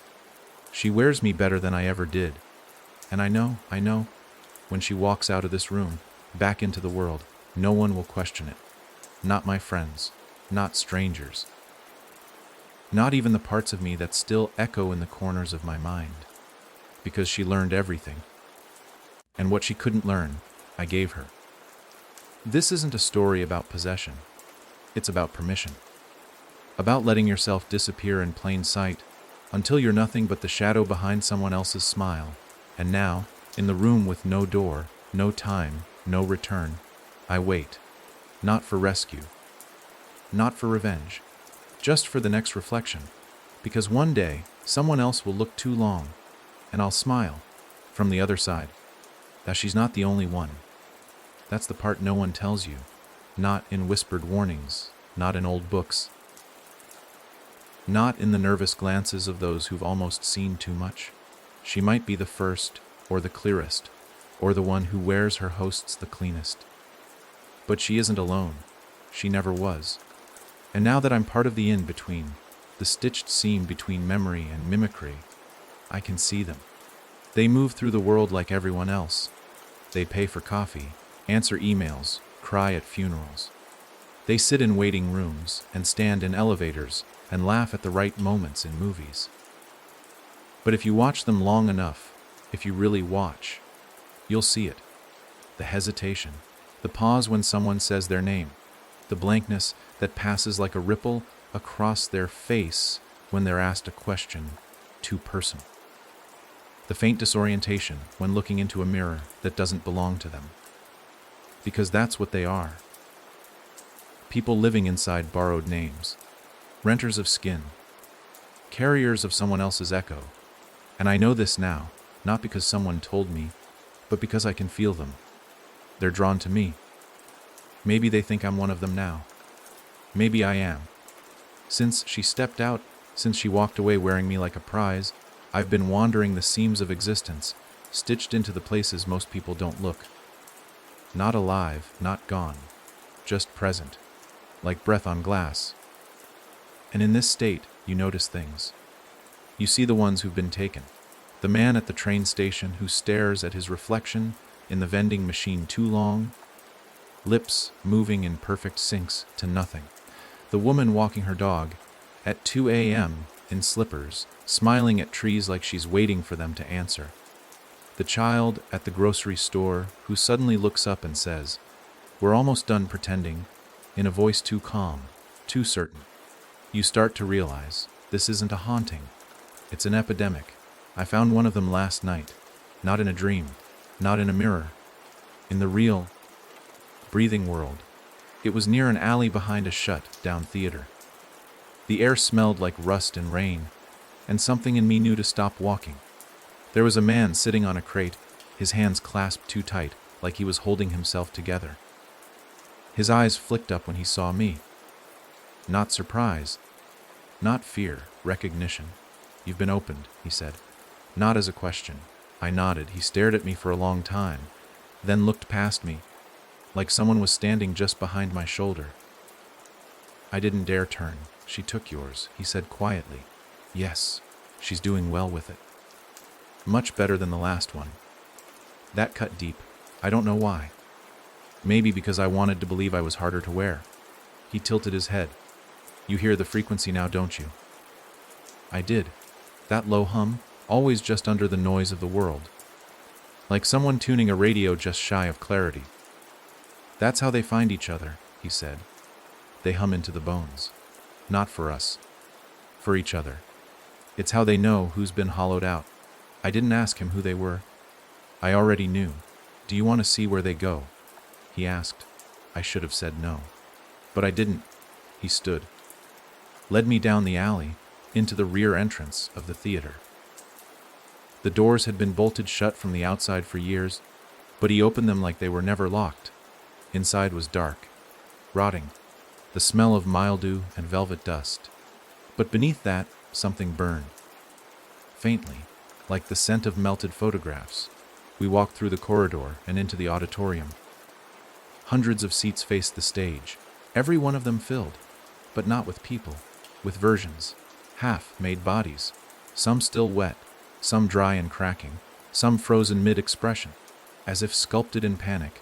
Their eyes followed me as I entered, all of them, eyes that almost looked like mine. Some were too large, some too small. One version of me had no mouth. Another had three. On stage, she stood, not the one who took me, but another. She wore someone else's face, and even from the back of the room, I recognized the smile. Perfect, practiced, dead. She was leading a lesson, showing them how to move. Mirrors were set up in rows, like ballet rehearsal, and the things in the seats they copied her, some failing, some succeeding. She turned and locked eyes with me, and grinned. She knew I was watching, welcomed it. The man beside me leaned in and whispered, "Every city has a room like this. You just have to know when you're not yourself anymore." I wanted to ask him who he was, if he'd been taken, if he was like me. But when I turned, he was gone. The theater too. Just a brick wall where the door used to be. I was back on the street. Alone. Or not. Maybe she was still following. Maybe I never left the rehearsal, because now the smile is coming back. Yoon invited. I'll catch myself doing it in the middle of conversations, or while brushing my teeth, or when I'm thinking of nothing. And every time, it feels a little more natural. The weight of my own face a little more familiar, as if I've started wearing it with her. And when people talk to me now, they pause. They squint like they're trying to remember something they never quite noticed. And then they smile back. Not warmly, but knowingly. Like they've been in the audience too. Like they've rehearsed this moment. Like they're waiting for me to finish the performance and step off the stage, so they can begin theirs. I woke up in my apartment, but everything was just a few degrees wrong. The air smelled sweeter, like burnt flowers. The curtains moved even though the windows were closed. The hum, the one that used to hide just beneath the surface of silence, was gone. But in its place was something deeper. Not a sound, a presence. As if the air itself had gained weight, like every molecule was watching me. And the first thing I saw was my own reflection, standing across the room. Not in a mirror, not in a screen, across the room. She didn't move. She didn't need to. She looked exactly like me, except at peace. That was the most terrifying part. She looked like someone who belonged. I stared, frozen, waiting for her to vanish like the others had. But this time, she didn't fade. She blinked, tilted her head, and whispered, "Welcome back." My mouth went dry. I didn't respond. I couldn't. My body was registering everything all at once. The way the shadows leaned toward her. The way the floor beneath her feet didn't creak even when she shifted her weight. The way my own heartbeat felt slightly off, rhythm, like it was syncing to a new metronome. I tried to speak, but she raised a finger, gentle, kind, and I stopped. "Don't ruin this," she said. "We've come so far." Her voice was mine, but tempered, calmer, balanced, like someone had taken all my fear, rage, confusion, and filed them down. I asked her, finally, "What do you want from me?" She frowned. Not in anger, not even disappointment, in confusion. She stepped closer, and I felt the walls stretch to accommodate her. The ceiling rose. The corners deepened. The room accepted her in a way it had never accepted me. "I don't want anything," she said. "You do." And then she was gone. No flicker. No fade. She was there, then not. And I was alone again. Only I wasn't. Because something was left behind. A gift. A package on the coffee table, wrapped in brown paper, tied with black string, no label, no note. But I knew what it was before I touched it. I knew because I could feel myself in it. I unwrapped it with shaking hands. Inside a set of clothes. The exact outfit I wore the day before I first saw her.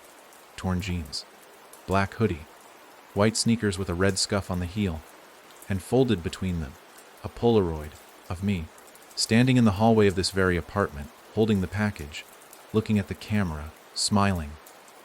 The timestamp read tomorrow, 3:03 a.m. I dropped it, but it floated, hung in the air, gently spinning. When it finally landed, the smile on my face had widened. Only now did I notice something horrifying. There were people in the background of the photo, shadowy, blurred. But there, watching, rehearsing, waiting for the cue. The hallway light flickered. Once, twice, then went out. When it came back on, my front door was ajar. And there, taped to the inside, was a note written in perfect handwriting: "You left. But now you're ready to come home." The rest of the day didn't pass like time normally does. It slid, melted. I'd glance at the clock and it would be 10:12 a.m. Then blink, and it was 1:47 p.m., another blink, and the sun was already setting, casting long red slashes through the blinds like blood dripping sideways. I didn't eat. I didn't move. I just waited. Because somehow, I knew I was waiting for something. Someone. At 3:03 a.m., there was a knock at the door. Not 3 knocks. Just one. Soft, but heavy. Final. I didn't answer. I didn't breathe. I just stared. Until I heard the whisper, right behind me. "You're already home." I turned. Nothing. But the clothes on the table were gone, and I was wearing them. I ran to the bathroom, looked in the mirror. My face was blank. Not expressionless, blank. Like someone had forgotten to finish drawing it. I reached up, touched my cheek. And as I did, features began to return. Not all at once, one by one. The scar on my lip, the freckle under my left eye, the dimple that only shows when I fake a smile. But they came back too perfectly. Like someone was sketching them from memory, not from truth. I stepped back, horrified. And that's when I heard the applause, soft, rhythmic, coming from every wall. The sound of an audience unseen, but present. Watching, approving. I spun in circles, trying to find its source, but it was everywhere. And the mirror behind me didn't reflect the bathroom anymore. It showed a stage, and me, her, standing in the center bowing. The other me turned, looked over her shoulder, directly into my eyes. She mouthed something. 3 words, so slowly, so clearly. "You did it." Then the mirror shattered, not outward, inward, like it had caved under the weight of its own lie. And now I sit in my apartment, surrounded by glass shards that refuse to reflect. Each one shows something else. A hallway I've never walked. A version of myself dressed in clothes I've never owned. Streets filled with people who all smile the same way. Her way. And the final piece, the largest shard, shows her. Still on the stage, still bowing, still smiling, and behind her now, a curtain rising. A new performer stepping forward, wearing someone else's face. And the hum has returned. But it's not under my skin this time. It's in my throat, waiting, buzzing, like it's been rehearsed. And I'm finally ready to speak her lines. It began with a voice that wasn't mine, whispering from inside my mouth. I wasn't speaking, not willingly. My lips were still, but my throat moved, trembled, hummed. Words curled up behind my teeth like smoke trapped in a bell jar, looking for a crack to escape. They weren't words I recognized, but they felt familiar. Ancient syllables buried deep in the architecture of the tongue. Sounds that never belonged in any language we speak aloud. I bit down on them, hard, drew blood to shut them up. It didn't matter. They still found a way out. She's testing me now. Pushing. Checking to see how much I can hold. How long I can perform without breaking character. I feel her inside me, like a second spine trying to grow down the center of mine. Every now and then, when I move too quickly, it hurts. A sharp twist in my lower back, like something resisting the direction I choose. like she wants to go another way. Last night, I caught my own reflection rehearsing, not just mimicking, practicing. I watched myself in the dark glass of the microwave door. I was seated on the kitchen floor, eyes closed, hands still, but my reflection was talking, silently mouthing words with careful, deliberate pauses.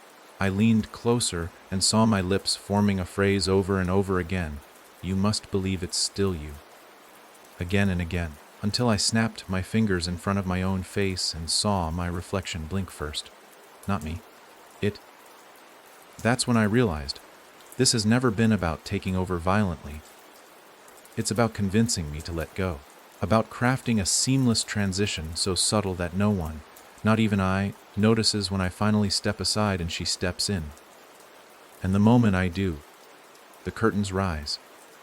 Because I'm not the audience, I'm the stage, and she's not just playing me, she's becoming the final version. The one that lives outside the mirrors, that walks freely, that nobody questions. This morning I found a script, printed on thick paper, typewritten, bound in red twine. It was left on my pillow, even though I know I locked my door, even though I sleep with a chair braced against the handle and broken glass scattered in front of it, so I'll hear someone come in. But there it was, first page blank, except for a title, The Life You Chose to Forget. I flipped it open. It began with my birth. Not the memory, the scene. Characters with names I never knew. Dialogue from a doctor I can't remember. Exact timestamps. Camera directions. Blocking notes. Page after page of my entire life. Every moment, every choice, every mistake. Scripted like a play that's already been performed. Perfectly rehearsed. Except it doesn't end with now. It continues. A future I haven't lived yet. A job I haven't taken. A woman I haven't met. Who kisses me under flickering street lamps and says, I've been waiting so long for you to come back. A series of events too detailed, too precise to be guesses. And at the end of it all, the final line, spoken by me, in a room of mirrors, thank you for letting me wear your name. I dropped the script, set it on fire in the bathtub. But when I returned to my bed, it was back on the pillow, unburned. This afternoon, I left the house. I had to see if the world outside was still mine. It wasn't. Every face I passed felt too clean, too aligned. Smiles held a second too long. Eyes that tracked me even when they pretended not to. A man with no phone holding his hand to his ear and nodding to no one. A woman staring at her own reflection in a puddle, weeping silently while her real face remained still. They know. They recognize me now. Not as an intruder, as a member of the cast. And when I stepped onto the subway, everyone looked up at once. All at once, all together, and smiled.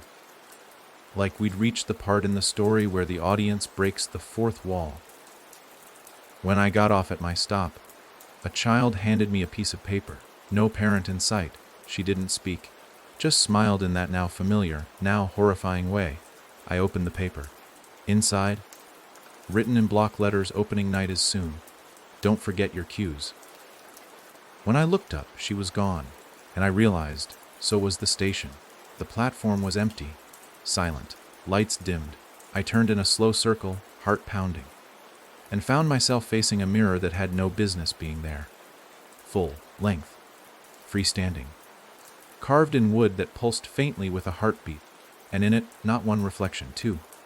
Me and her, standing side by side. Only now I couldn't tell which one was me. Both of us wore the same smile. Both of us breathed in time. Then she reached out and touched the glass. Her mouth moved, but this time I heard it in my own ears. Not just in my head, one more rehearsal. Then it's yours. I asked, what's mine? Her smile widened. Everything. Then the lights came back. The train screeched into the station like nothing had happened. And the mirror was gone. But my hand still felt cold where hers had touched it. And my skin still carries the print of a palm I haven't held. Tonight, I know I'll speak in my sleep again. Not dreams, dress rehearsals. The final scene's being tested. And I wonder if I forget myself completely, if I let her finish the performance. Will anyone know? Will anyone care? Or will they stand and applaud when the curtain falls? Having never known the actor was replaced. Maybe they already have. I no longer know when the rehearsal ends and the performance begins. Time doesn't move in days anymore. It moves in acts, scenes. Carefully blocked moments that play out with uncanny symmetry. Every conversation I have feels scripted. Every stranger I pass seems to be waiting for their cue. I'll hear the same phrase 3 times a day from different mouths. You look rested today. I haven't slept in 6 days. They know that. They say it anyway, because it's in the script. I found myself laughing at something I didn't understand yesterday. Full, genuine laughter, except it didn't come from a joke. It came from her. I could feel her joy swelling in my throat like a balloon. It wasn't mine, but it used my lungs, my breath, my voice.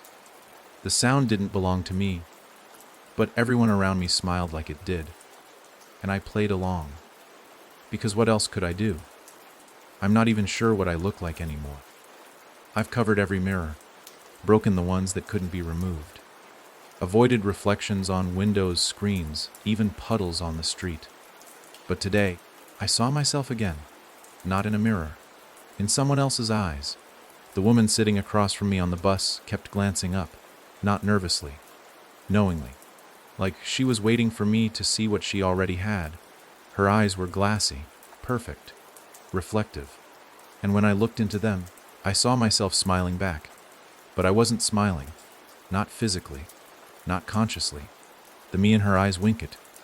I got off at the next stop, lungs tight, hands shaking. I don't even remember where I walked to.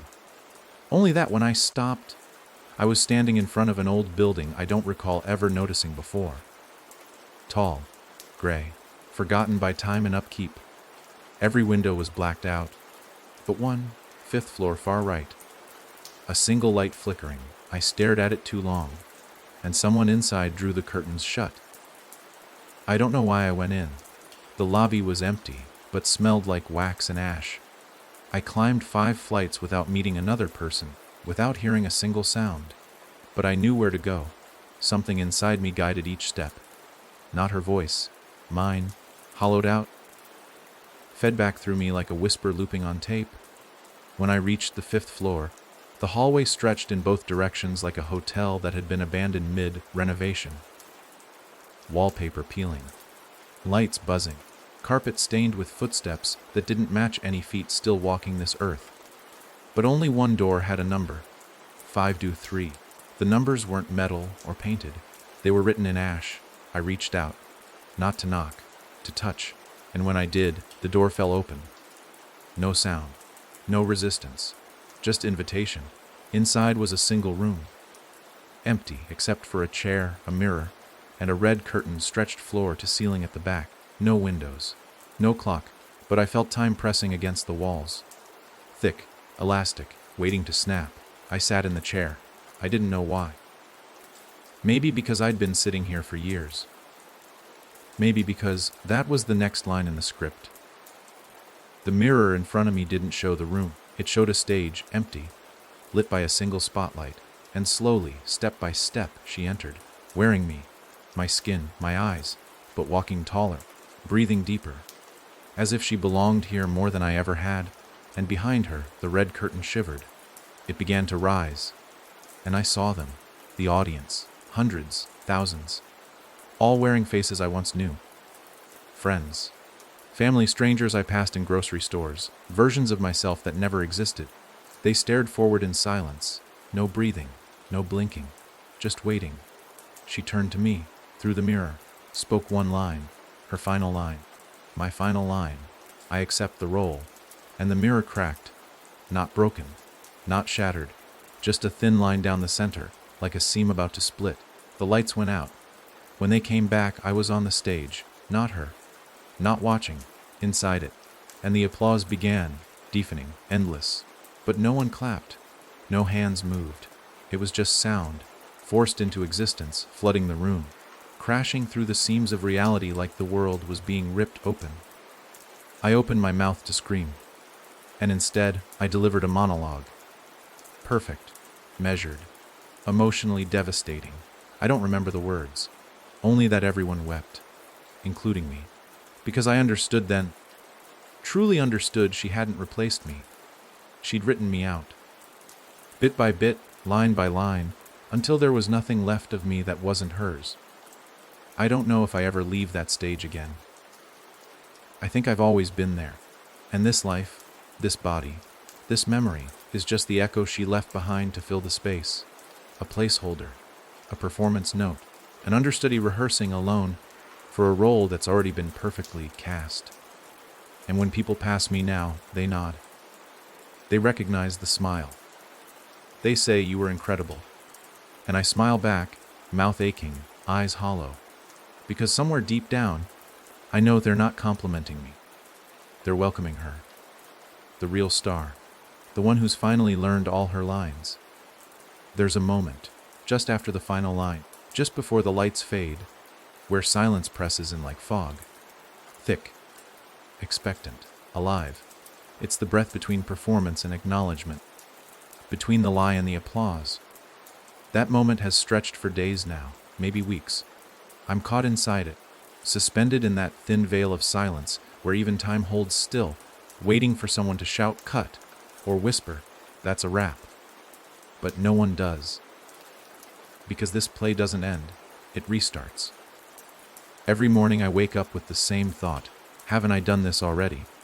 Same clothes on the floor. Same folded note on the nightstand hold the smile. Same reflection in the turned-off television screen, watching me from the corner as I tie my shoes. She's still smiling, always smiling, and not in triumph, not anymore. Now it's relief. Like someone who spent too long backstage and finally stepped into the light.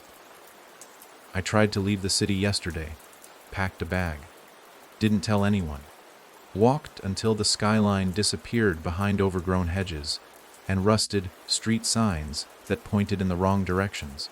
But every road I took eventually looped me back to the same place, my building. Only, each time I returned, the world had changed slightly. The mailbox outside was suddenly red instead of black.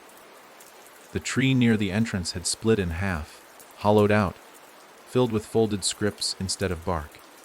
The doorbell didn't chime. It whispered places. And worst of all, my apartment number was no longer mine. The plaque now read stage left. I still went inside, because where else could I go? The living room had been rearranged. The couch faced a velvet curtain where the window used to be. The floor was smooth black wood, the kind that echoes when you walk on it in quiet theaters. And the walls were painted dark, with chalk outlines of me in various poses. Sitting, pacing, screaming.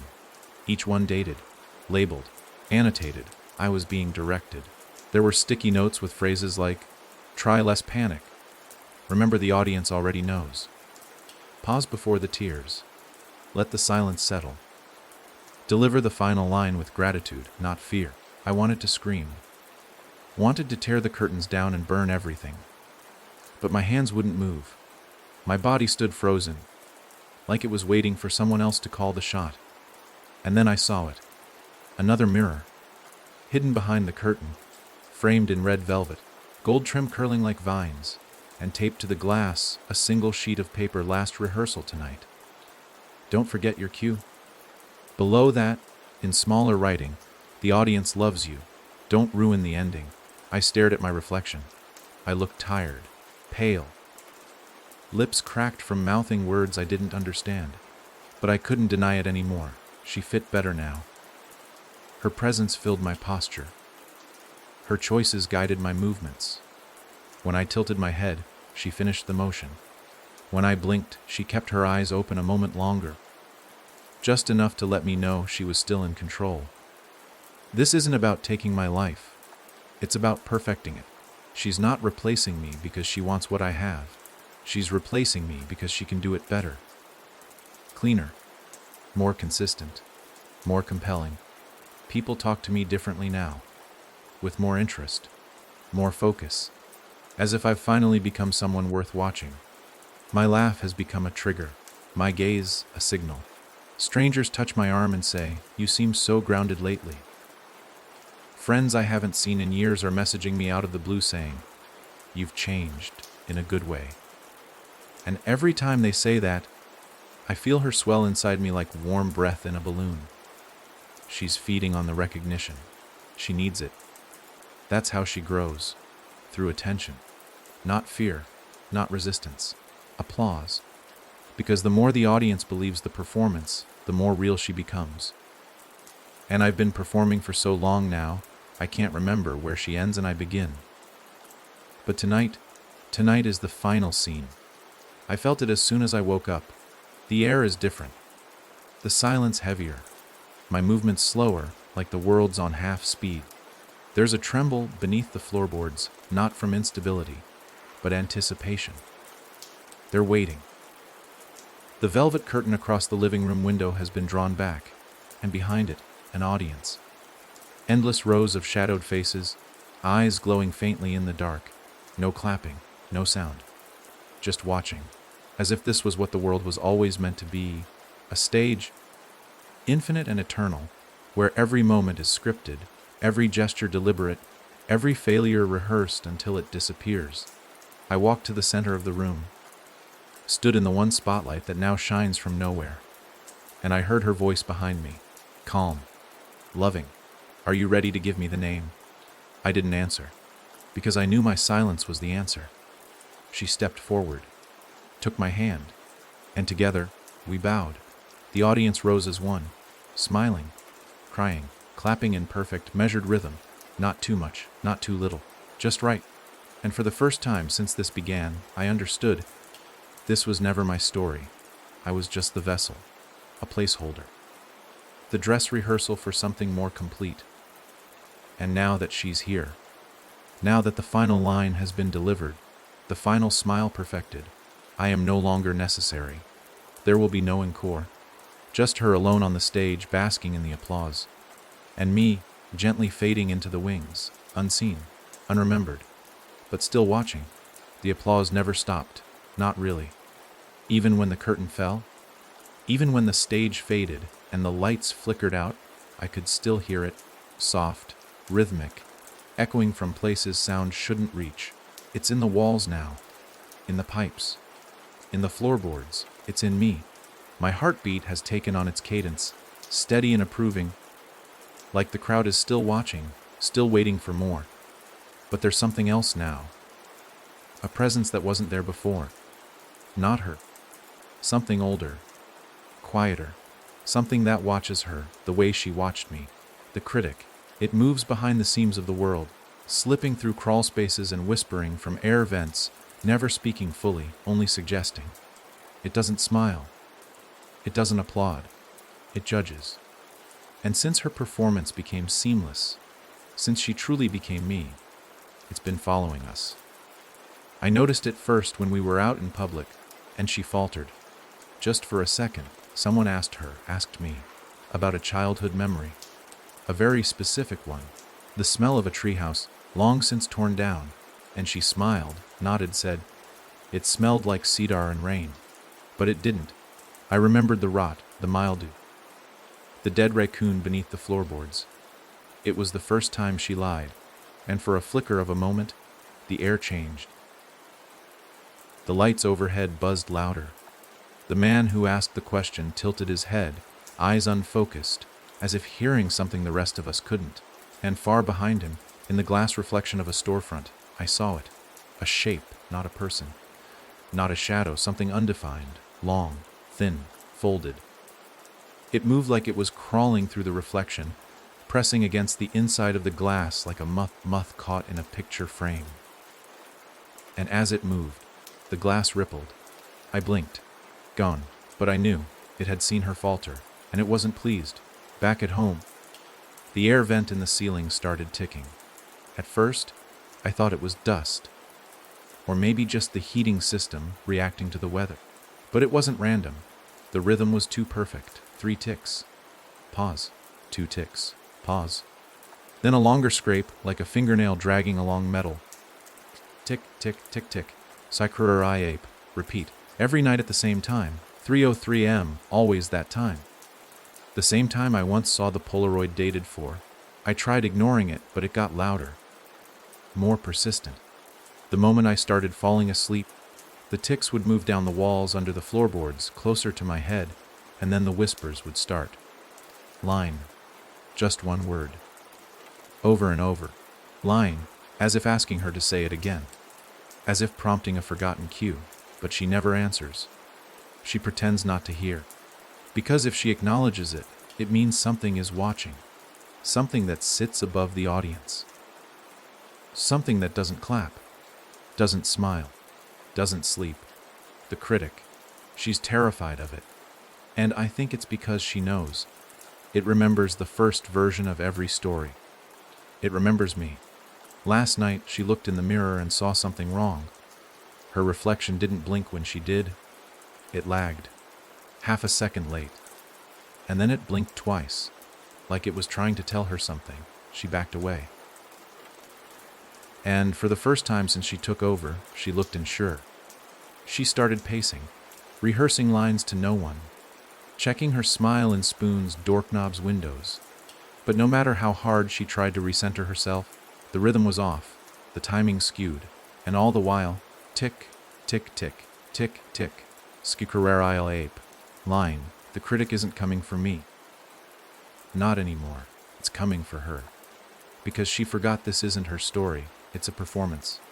And even the most seamless act will fray when held under real scrutiny. She tried writing over my memories, tried burying them beneath rehearsed perfection. But the critic remembers the original script, and it's starting to feed me again. Little flashes. The feel of sunlight on my real skin, not the polished surface she walks in.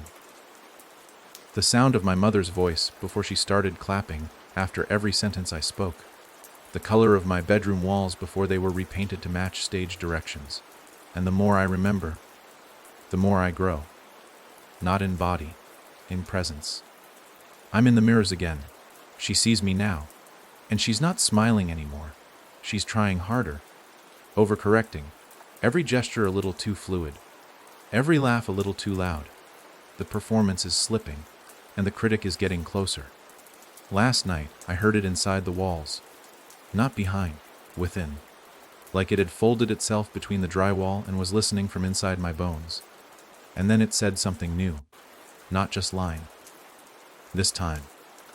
It whispered. She's almost out of time. I don't know what happens when the critic decides the show's gone on too long, but I can feel something approaching. Not an ending, not a climax, a reversal, a final twist no one rehearsed for, not even her. And when it comes, I'll be ready, because I've waited in the wings long enough. And maybe the critic's not here to punish. Maybe it's here to review, to restore the first version, to return the role to the one who earned it with blood and silence and suffering. And if that happens, if the critic raises its hand and points to me, then the lights will go out again. The audience will hold its breath, and I'll step forward into the spotlight, not as a shadow, not as a copy, but as the original, and she'll learn what it means to be watched and found unworthy. The walls are starting to breathe. I don't mean in some metaphorical, poetic sense. I mean they move. Expand, contract, and exhale. The paint swells slightly with each breath, and the wallpaper ripples in waves too slow to catch unless you stare long enough. But once you see it, you can't unsee it. It's like the entire apartment is alive now, not just haunted, not just staged, but pulsing with some inner rhythm that doesn't belong to me or to her. It belongs to something else. Something watching, always watching. She's changing, not evolving, degrading. The seams are starting to show. She still tries to play me, of course. Still moves with the grace of someone convinced the show's not over. Still smiles at the neighbors, still signs my name, still answers my phone with my voice. But there are cracks forming, subtle at first, and now impossible to ignore. Her hands tremble when she thinks no one is watching. Her sentences start perfectly measured but trail off like forgotten lines. Her sleep is disturbed, restless, haunted by dreams that don't belong to her. She talks in her sleep now. but not like I used to. Not lines, revisions. I hear her muttering corrections into the dark. No, it's supposed to rain in that scene. She was never supposed to see the photo. He wasn't in the audience that night. Over and over. Like she's rewriting the story in her dreams. Like she's desperately trying to fix something that's already been printed, bound, and performed. But the stage is crumbling, and the director, the real one, has gone silent. And still, the critic watches. The ticking is louder now, less like a clock, more like a metronome driving her forward, pushing her to keep pace with something she can no longer control. And beneath it, something worse, a low, constant scratching in the walls, like fingernails scraping script pages, tearing through stage notes, digging past set dressing to expose the rot underneath. Yesterday she screamed at the mirror. I was there, not in the room, in the reflection. I've been getting closer every night, rising behind her like a shadow stretched too long under too many spotlights. She doesn't speak to me, doesn't dare. But yesterday, she broke. She slammed her fists into the glass and shouted, "You had your chance!" Her voice cracked on the last word. She didn't look like me then. She looked like a copy of a copy, breaking down under the pressure of a role she no longer knows how to perform. And I realized something. She's terrified. Because the critic hasn't just been watching her. It's been grading. And it's not impressed. I saw it in the hallway this morning. In the flesh. Or what passes for flesh when something ancient puts on a human shape. 7 feet tall, bent backwards, arms too long, legs too still. Its face was all eyes, lined up across its skull like rivets on a boiler, each one blinking out of sync. It didn't move, didn't breathe, just observed. And when she stepped into the hallway, it tilted its head ever so slightly, like it was measuring her against something remembered. She froze. They locked eyes. And she bowed. Not in respect, in fear. She knew then. They knew what I've suspected all along. The critic wasn't just here to watch. It was here to decide. To make a call about who stays and who gets edited out. And she's slipping. She tried to rehearse last night. Went through entire scenes of my life with sickening precision. Repeated phone calls I'd had. Reenacted old arguments. Replayed my memories out loud, as if trying to force the truth back into place. But nothing sounded right anymore. The lines have grown stale. The audience has stopped clapping. And I've stopped fading. I'm coming back now, stronger with every failure she makes. Every pause. Every mistake. Every glance where her eyes dart too quickly, too deliberately, like someone looking for the next cue card. The role she stole is drowning her, and I'm the surface just beneath her feet. Soon she'll sink, and I'll rise. The dreams have changed. She doesn't dream of applause anymore. She dreams of rehearsal rooms, cold, windowless places lit by flickering fluorescence, where figures in the shadows mumble scripts without faces. She walks among them, begging for lines, desperate for prompts. But they ignore her. They already know who the role belongs to. She's become the understudy again. A backup waiting for a chance that's already passed. And I've become the original cast, not by choice, but by consequence. I never needed to be perfect. Only true. And truth, no matter how long it's buried, always finds its voice again. Tonight, the final scene begins. The critic has stopped ticking. The walls have gone still. The mirror is uncovered, and I'm standing inside it, not as a reflection, but as myself. No script, no prompts. Just me and her, face to face. One of us is leaving the stage tonight, and I already know who the audience will stand for. The sun didn't rise this morning, not in the usual way. Anyway, the clock claimed it was 7:03 a.m., but the sky outside remained thick and navy blue, as though the earth had forgotten how to spin. The birds didn't sing. No cars passed on the street. Time stood, not still, but stuck, like a record skipping at the edge of a final note. Even the wind seemed unsure if it should blow. And in the middle of it all, she stood by the window, holding my coffee mug, her hands trembling just enough to make the spoon inside rattle with a sound I hadn't heard in years. Nervousness. She knows. Knows the final act is unraveling. Knows the applause is done. She tried smiling into the glass, checking her expression. Lifting the corners of her mouth with her fingertips, holding it there like wet paint, as if willing it to dry into something genuine. But the smile refused to stick. It dripped down her face like a melting mask, and when she looked away, she didn't catch the reflection lagging behind. Its eyes still locked on her like a disappointed director. That was the first sign. The second was the floor. It's been creaking more than usual, not just beneath her footsteps, but around them. Like something is pacing below, matching her stride beat for beat from underneath. She noticed it this time, looked down, listened. And when she stepped back, the sound stepped forward. She froze. Then, very slowly, she knelt and placed her palm against the hardwood. That's when she heard it, the breath. Ragged. Close. Below. There's no basement here. Never has been. But something is breathing beneath the floorboards now. Something waiting. The critic. Maybe.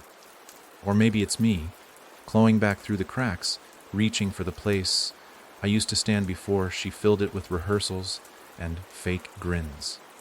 I stayed silent.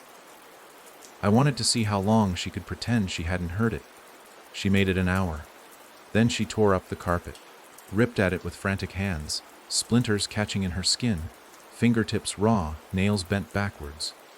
Beneath the carpet, the wood slats were covered in black ink. Lines from a script written in looping, careful handwriting. My handwriting, scene after scene of everything she tried to overwrite, moments she tried to steal. Memories that weren't hers, she screamed. Not from pain, from realization, from the undeniable truth that she had never truly erased me. She'd only painted over the surface, and now the paint was peeling. She ran into the bathroom, slamming the door, locking it as though that ever meant anything to the kind of thing we've become. I heard her breathing, fast, panicked, then silence, then a laugh, low, tired, broken, then a voice. I only wanted to be loved. It wasn't meant for me. It wasn't even really her voice. It was a child's voice, some forgotten echo trying to justify the theft of a soul. I stepped into the hallway, looked at the mirror nailed crook to the wall. This time, she wasn't in it. I was. Not my reflection. Me, standing in a theater, on a stage of black wood, surrounded by red curtains so thick they moved like lungs when they swayed. No audience, just silence.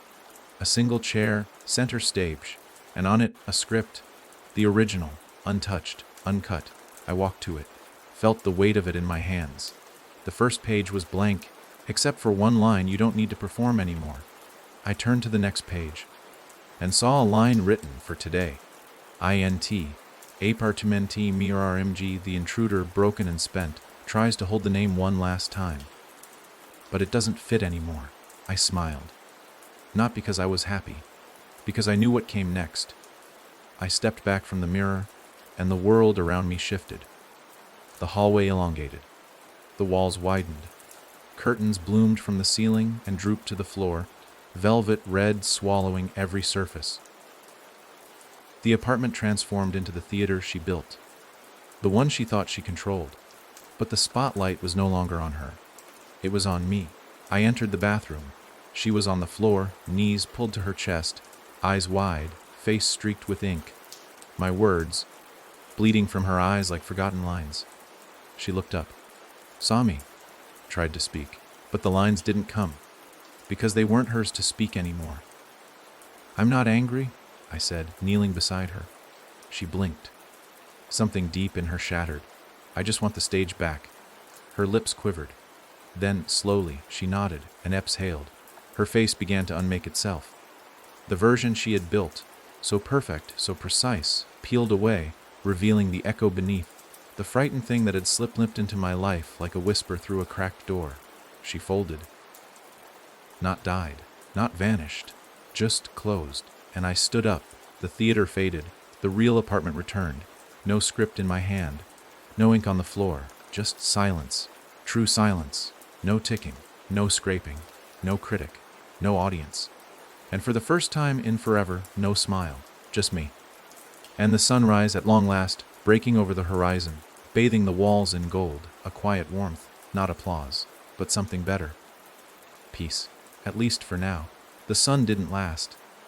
It broke through the horizon just long enough to convince me it was over. That I'd reclaimed everything. That she was gone, and the script was mine again. That the stage had crumbled, and I was finally alone in my own skin. But peace, real peace, is a liar. It wears silence like perfume and convinces you that stillness means safety. But I should have known better. I should have known the story wasn't over, because stories like mine don't end. They wait. It started with the smell. Burnt paper. At first I thought it was in my head, a phantom odor left over from when I tried to destroy the script in the bathtub. But the smell grew stronger, thicker. It clung to my clothes, sank into the carpet, drifted through the vents like it had been living there all along. And then I saw it, a single page, on the kitchen table. Crisp, white, perfectly typed, no fire damage, no marks. Just a line, centered in bold, she left something behind. I didn't touch it, didn't need to. Because the moment I read it, I heard the sound of my voice from the next room. Not an echo, not a hallucination. My actual voice, repeating the line back to me like a cue I'd missed. She left something behind, and then silence. Thick, pregnant, alive. I moved slowly, crossing into the hallway like it was a stage I'd walked 1,000 times, but never really seen. Every shadow looked sharper. The angles of my own home felt wrong, like the set had been rebuilt slightly off kilter. The door frames too narrow, the walls a little closer together, the light bulbs humming a note too low. I stepped into the bedroom and saw her. Not standing, not even whole, just her dress, hanging on the back of the door like it had never moved. The same one she wore during the monologue. Blood red, threaded at the collar, seamless, familiar, too familiar, because I remembered with perfect clarity I had burned it, watched it melt into ash in the sink, but here it was, hanging like a question. I reached out, touched it, and the room changed, not all at once, not in a flash, slowly, subtly, like remembering a dream while you're still waking. The floor creaked, not with weight, but with intention. The walls exhaled, a breath held too long. The mirror beside my bed no longer showed the room. It showed a script. Pages flipping themselves, faster than I could read. Each one blank except the top line. This is still part of the show. I staggered back. Because suddenly, I remembered something I wasn't supposed to. There had never been a real curtain call, no final bow. No last audience. Just her promise, one more rehearsal, and I had believed it. Believed the critic had made its decision. Believed I'd been cast back into my rightful role. But what if that was the final performance? What if reclaiming myself was just another scene? Another illusion she wrote, to trap me inside the idea of resolution. What if the entire victory had been a scripted beat? A final twist written for the critics. For them. The ones outside the mirror. The ones who never blink. And now the dress was here. The page was here. And the lights. Those damn lights I hadn't noticed before. Flickered overhead, humming with electricity that tasted too familiar. I turned in a slow circle. And there it was. A chair. Center of the room. Exactly like the one on the stage. Empty. Waiting. And then the ticking returned. Not from the walls. From my own chest. I placed a hand against my sternum and felt it. Not a heartbeat. Not anymore. A clock, wound tight. Perfectly paced. Counting something. A voice inside me whispered places. I fell to my knees, not from fear, from exhaustion. Because I realized she never left. She simply stepped into the wings and waited for her moment. And I gave it to her. With my victory. With my belief in closure. I gave her the cue. She let me taste the win so the audience could feel the sting of reversal. Because she knows them.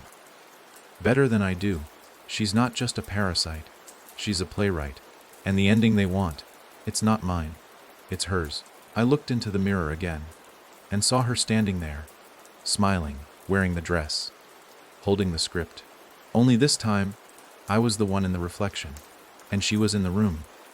I left you one final line, she said, voice soft, patient. I didn't speak. Couldn't. She placed the script on the chair, stepped back, and whispered, make it count. Then she vanished, not into smoke, not into light, into me. And now, I sit here, script open, pen in hand, one blank page, one line to write, the ending, my ending, or hers. And as I press the pen to paper, I feel both of us hovering behind my eyes, waiting to see what I choose, waiting to see who finishes the story. And deep beneath the floorboards, the critic is still listening. They never left. That's the thing I didn't realize until it was far, far too late. The audience. I thought they were gone, filed out into the street like in any normal show, buzzing with half-formed thoughts and scattered praise. I thought the house lights had come up, the curtains closed, and the doors unlatched. But no, they're still here. They never left. They're just quieter now, watching from places no eyes should exist, not seated in rows anymore, but embedded in corners, tucked behind the refrigerator hum, hiding in the glossy sheen of every black mirror, waiting inside the soft white ring of a ceiling light, still watching, always watching. I woke this morning with the taste of dust in my mouth and the strangest feeling that someone had clapped for me while I slept. Just once. A single, sharp sound, a punctuation. It echoed inside the dream I had, which I can barely recall. Only flashes of red curtains, an ocean of faces that didn't blink, and me on a stage that stretched on forever in every direction. The line I wrote, the one she told me to finish the script with, won't leave my head. I thought I had claimed it, owned it. But I've reread it 100 times now, and I still can't tell whether it's mine. I wrote it in my handwriting, in ink that bled slightly on the paper, as though it had soaked through something underneath. It read, the story ends when they stop watching. But they haven't. So it doesn't. There are no more scenes left to rehearse. No more scripts waiting in the drawers. She took all of that with her, or left them buried in the shadows of mirrors I refuse to look into now. The silence isn't comfort anymore. It's a hum, low and heavy, thick enough to press against my chest when I walk through rooms. It shifts, too, slides from wall to wall as though something enormous is repositioning itself just out of sight. I've started seeing people I don't recognize, not ghosts, not hallucinations. Extras, they show up in subtle ways. A man in a long coat standing too still at the crosswalk. A woman on the subway mouthing something silently while never breaking eye contact. A teenager at the market who hands me change without blinking, like he's waiting for me to forget my next line. Yesterday, someone knocked on my door. Twice, slow, rhythmic. When I opened it, no one was there. Just a chair, not mine, new, stage quality. And on the seat, a folded note, we're ready for Act 2. No name, no signature, just that. And I felt it again, the shift. That invisible camera lens focusing tighter, pressing me back into place. I'm not a person anymore. I'm a performance that has outlived its script. But the audience, they crave continuity. They hate endings. They want something to continue watching. So I think, maybe I was never supposed to leave the stage. Maybe none of us were. Maybe this was never about who wore the skin better, or who claimed the name more convincingly. Maybe this was about the role itself, and how it doesn't stop just because the actor collapses. Because that's the secret no one tells you, some characters are written to keep going. Even when the writer dies. Even when the lights shut off. Even when the theater burns down. They live in the eyes of those who remember. They live in the silence after the final bow, and I can feel her again now, not like before. She's not trying to replace me, she's inside me, not hiding, not whispering, waiting, because she knows something I didn't. The critic was never judging her, it was guiding her. preparing her for this moment, for them, the audience who never leaves. They want more, and she, through me, is ready to give it. There's a room in the apartment I never noticed before. A small, narrow door behind the bookcase. I only saw it because the floorboards glowed faintly beneath it last night, pulsing like a heartbeat. I opened it today. Inside was another theater, smaller, more intimate, but still full. Every seat taken, every face turned toward the stage. And there, in the center spotlight, was the chair from my hallway, empty, waiting. I stepped forward, and the light followed me. The eyes followed me. And the silence broke, not with words, not with applause, but with a low, synchronized inhale, as if they'd all been holding their breath. And now, finally, I had returned. I'm sitting in that chair now. There's a script in my lap, blank. And I understand the truth at last. There is no ending, only continuation, only a pause between scenes long enough to make you believe the story's finished. But the audience is always watching, and the moment you stop performing, they rewrite you. So I smile, lift my head, and begin again. The longer I sit in this chair, the more I forget what silence used to feel like. Not just the quiet, but the absence. The true stillness that used to live in the gaps between moments, the hush that followed sleep, the dead air before a line. It's gone now, replaced by something humming. An ambient pressure, alive, conscious, listening, always listening. Like the walls themselves are holding their breath, like the floorboards are braced for movement, and the very air is waiting for a cue that's been delayed too long. But the cue never comes. I've been in this room for what feels like days, though the clock on the wall, unchanged, frozen, still says 2:17, a time that loops on itself like a tape stuck in a loop. I've stood up, paced, whispered to the walls, even screamed once. No change, no reaction, no shift in the air, just the sound of my own voice echoing back slightly out of sync. The delay is so slight it almost feels natural until it isn't. Until I whisper, hello, and the echo returns not as a word, but as a laugh, faint, feminine, familiar. Her laugh. She's still here. I don't know whether to be comforted or horrified. I thought I'd accepted her, understood that we were bound now, performance and performer, script and vessel. But this laugh, it doesn't sound like a partner. It sounds like a woman who knows the second act was never meant to belong to me. Like she's sitting just beyond the curtain again, pen in hand, preparing the next twist. And here I am. Center stage, spotlight warm on my face, script blank in my lap, audience silent but breathing in unison like one massive lung. What am I waiting for? A direction, a line, a cue. But none of it comes. I'm beginning to suspect that's the point. They want to see what I'll do without one. No stage manager whispering through the intercom. No teleprompter feeding me the safety of pre-written beats. Just me alone, in the raw space between actions, forced to choose what happens next. And I hate it. Not because I don't know what to do, but because now I realize they were never watching for the story. They were watching for the cracks. Every moment I hesitate. Every flicker of uncertainty. Every time my mouth opens and closes without delivering a line. They eat it up. I can feel it in the room. A shiver of pleasure. A ripple of interest.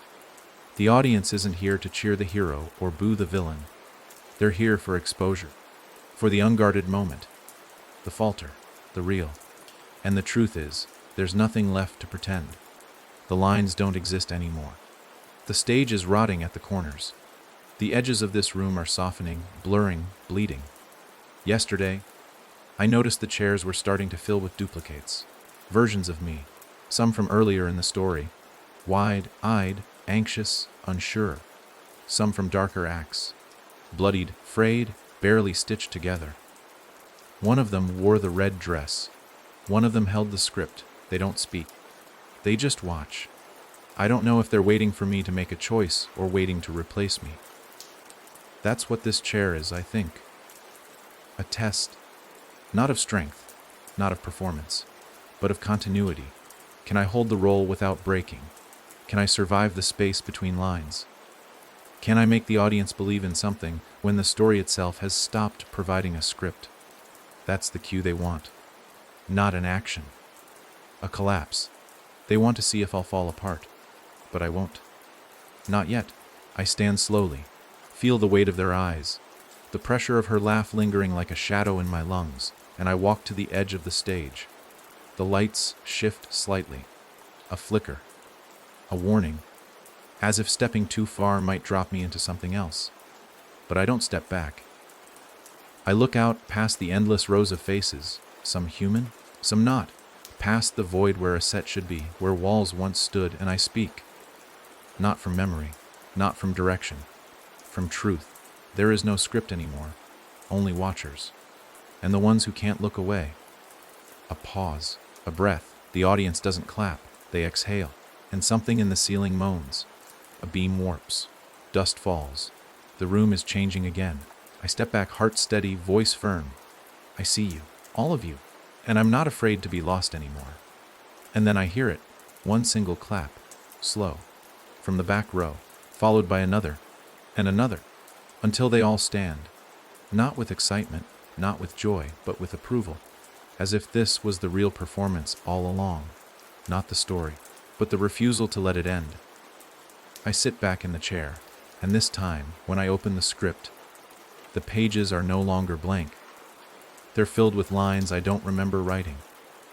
But the voice that whispers them, it's mine? For now. There's a door behind the curtains now. I swear it wasn't there before. I would have seen it. You can't miss something like that.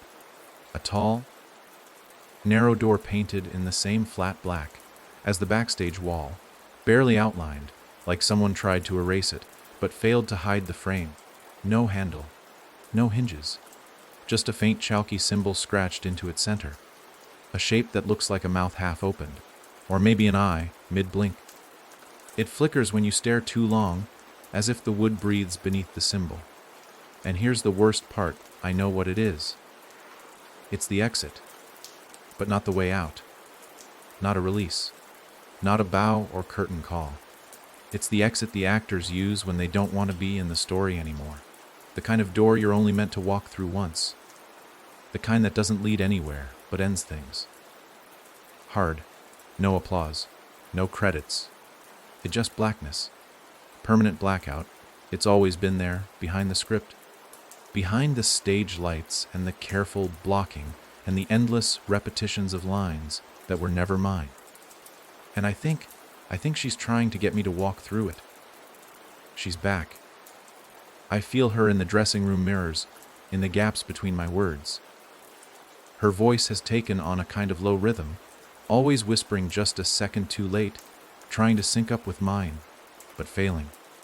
It's like she's lagging behind, watching, waiting for me to fall back into step with her. I won't. I've held on this long, and the audience is still watching. Still silent, still breathing in that slow, deliberate unity that makes your skin crawl if you focus on it for too long. They want me to walk through the door, not because the story demands it, because it would be easy. That's what this whole thing has been about, hasn't it? The illusion of endings, the invitation to give up. They've rewritten exit to mean erasure. And the moment I take that step, the moment I cross that black frame and let it shut behind me, everything gets scrubbed. She gets to start over.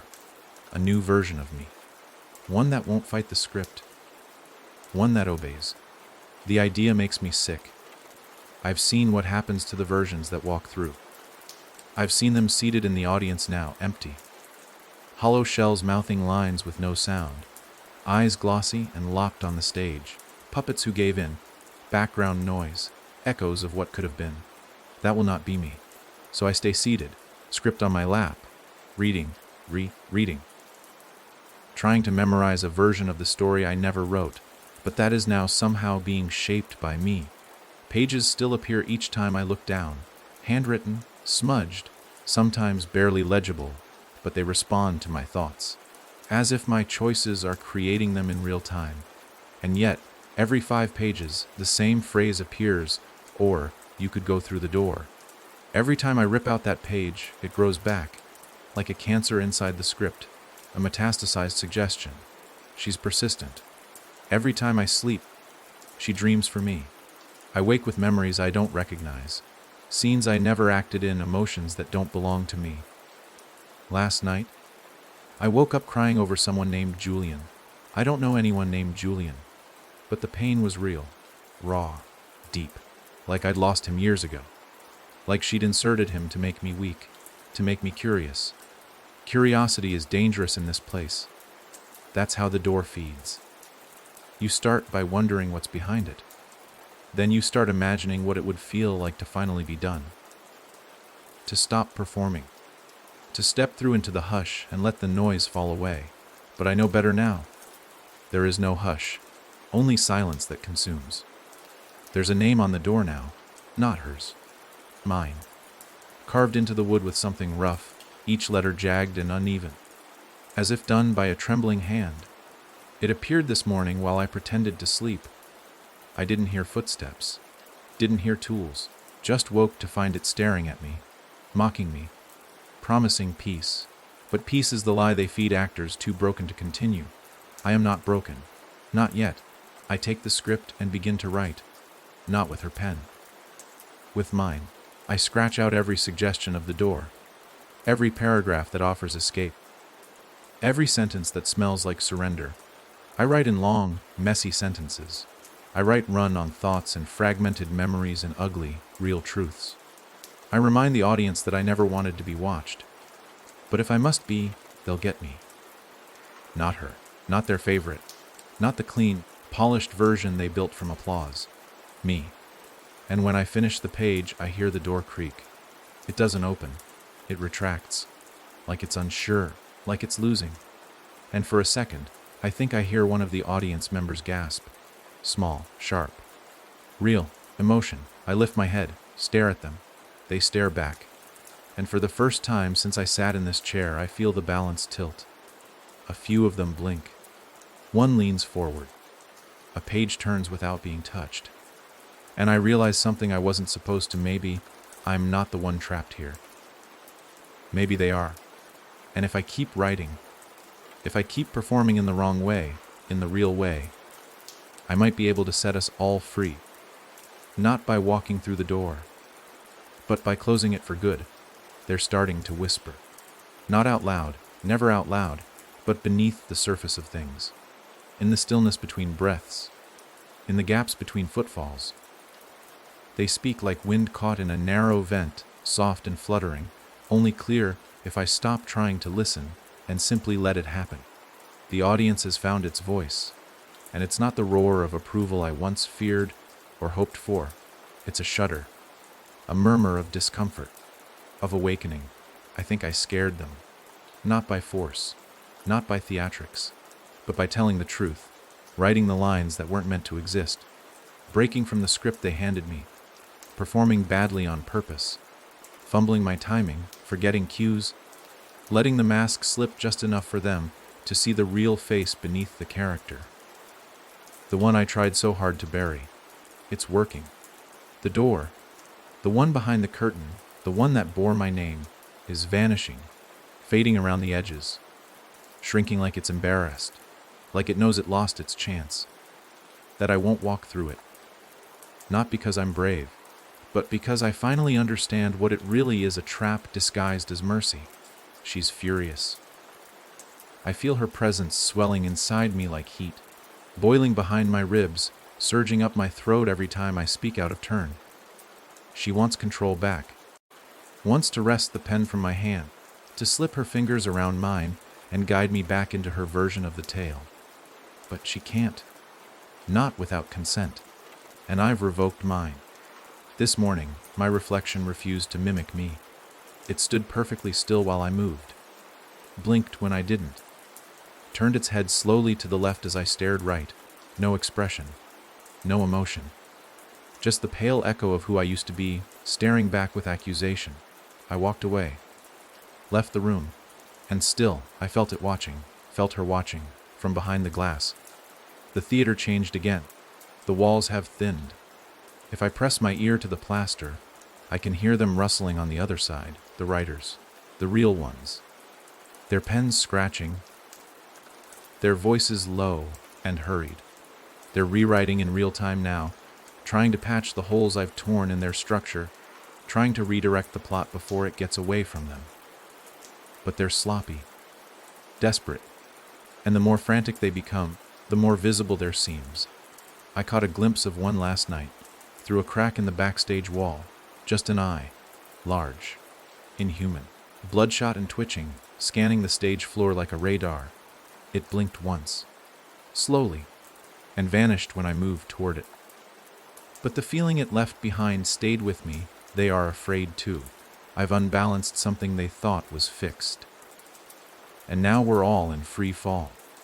The audience hasn't clapped in days. They just sit, breathing in unison, eyes unblinking, waiting, not for the next act, but for resolution, for the kind of ending that doesn't come with a bow or a fade to black. Something earned, something raw, something real. And I think I might know what it is, but I'm not sure they'll like it, because the truth is ugly, messy. It doesn't wrap in neat little scenes or close with a tidy message. It lingers, infects, wounds. And once you speak it, you can't take it back. Still, I begin. I stand center stage, script burning in my hands, ink running like blood down my wrists. I don't look at the crowd. I look up, past the lights, past the scaffolding, past the rafters into the void where the ceiling should be, and I speak.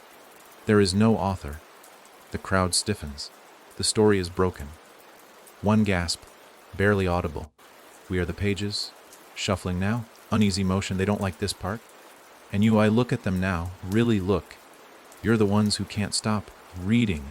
A crack splits across the stage beneath my feet, sharp, fast. Wood splinters, and for a second, I glimpse something beneath. A churning sea of shadows, whispering lines I've never heard in voices that sound like everyone I've ever loved. It pulls at my ankles, tempts me to step down. But I don't.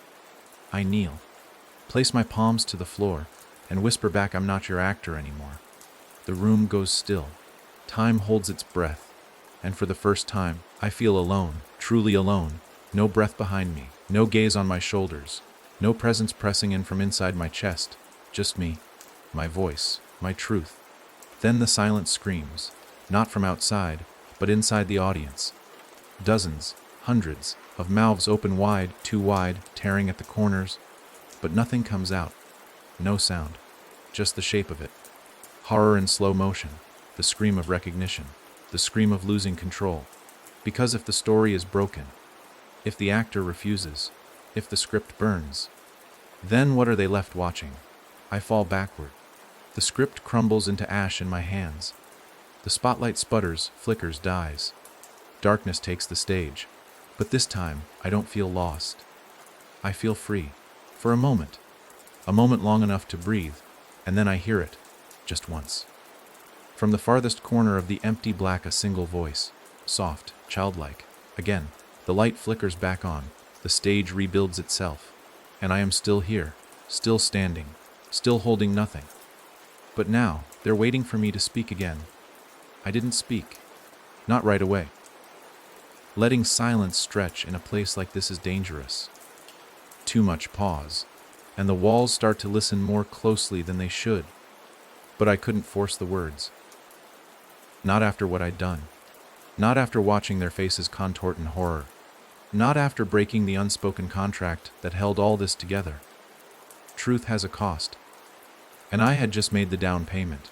The echo of that small voice, again, still circled the room like smoke trapped in a bell jar. Sweet, childish. Wrong. Not just because it echoed from the shadows, but because it sounded eager. They want more. They always do. Even after truth. Even after endings. Even after the house collapses, the lights blow, the script burns, they lean forward. Because the moment you break character, the moment you speak in your own voice instead of the one they gave you, they think it's part of the show. And maybe it is. Maybe it always was. The ash from the script still clung to my fingertips, staining the ridges of my fingerprints like soot. I brought my hands to my face, rubbed my eyes, and when I opened them again, the audience had changed. Not vanished. Changed. Some of them were missing eyes. Not closed, missing. Just empty sockets where light had once been. Others had mouths sewn shut, lips pulled into stiff lines of horror or laughter. One figure in the second row wore my face, but it was stretched too tight, the smile frozen, the teeth wrong. Too many of them, too sharp, like someone had guessed what a human grin looked like and overshot. Still, they watched. And I stood there, choking on dust, knowing exactly what they were waiting for. They wanted a new story, a replacement. Something to fill the void I'd carved out with my defiance. But all I had were fragments, shards of lines I hadn't written, scenes from past versions of myself, echoes of her voice muttering half-truths into my spine while I slept, and something else, something colder. A sensation like frostbite running through my veins, whispering of another story buried beneath this one. Something older. Something that remembers me. Even if I can't remember it, I step back. The stage moaned underfoot. Not like wood, but like something breathing beneath it. Then, beneath the spotlight, a single page drifted down from the rafters. It spun lazily in the air, like a feather, like a trap pretending to be harmless. It landed at my feet, blank, at first, until I blinked. Then words began to scrawl themselves across the surface, not in ink, but in scar tissue. Risen letters, red and puckered like old burns. The page hurt to read, but I couldn't look away. It said, "You are not the first to break the play, but you are the first to be remembered by the words." I read it again, and each time the final sentence changed slightly. Sometimes it ended with others to survive the breach, other times Dodo to become the author, and once, just once, Hatu to be consumed by the text. I tore the page. It screamed. A shrill, high-pitched shriek that came not from the paper, but from the mouths of the audience in perfect unison. Their jaws hung open as the sound poured from them, but none of their faces changed. Their eyes, those who still had them, stayed locked on me, unblinking. The lights above the stage flickered, then failed. Total black, I couldn't move, not because I was frozen with fear, but because the floor felt sticky, like my shoes were cemented to the boards, like something had reached up through the slats and decided I had performed long enough. But I hadn't said anything yet. Not really. I took a breath, and in that breath, a memory rose, not mine, but familiar. I was 10, a school auditorium. I was standing behind a podium, reading a story I wrote about a monster in the walls. The crowd laughed, not at the right parts. I cried after, behind the curtain, alone. Except I was never in that play. I never stood at a podium, and yet I remembered it, vividly, painfully. She gave me that memory. Or maybe the stage did, because the more I resist, the more this place starts feeding me things I didn't live, but could have. Possible pasts. Alternate drafts. Maybe that's how it survives, by offering you new versions of yourself until you pick one and perform again. It's a seduction. You can choose a better memory, a cleaner past, a role that fits. All you have to do is forget who you were. I stepped forward. The stage resisted. The sticky feeling tore at my soles like hot glue, stretching, snapping, trying to pull me back. But I moved anyway. Every step a declaration, I am not yours. The lights came back on, dim, flickering, and the audience, they were all wearing my face now. Every single one. Different moods, different ages, different versions of me I didn't even know existed. Each one watching with wide, greedy eyes, waiting to see if I'd take the bait, if I'd perform as one of them. I knelt, dragged my finger across the stage floor, and began to write. No pen. Just the tip of my index finger, carving into the wood like it was soft clay. The words came from somewhere deeper than thought, deeper than speech. They came from whatever part of me still remembered what it meant to be whole. This is not the role I chose. A crack split the ceiling. Dust rained down. One of the audience, Mies blinked. Another cried, "This is not the story I will die in." The air shifted. The lights dimmed. Something screamed in the rafters. A long, thin sound like a wire pulled taut and snapped in half. I stood, and the words stayed. Burned into the stage. Permanent, unrevised. Unedited. Real. They'll try to overwrite it.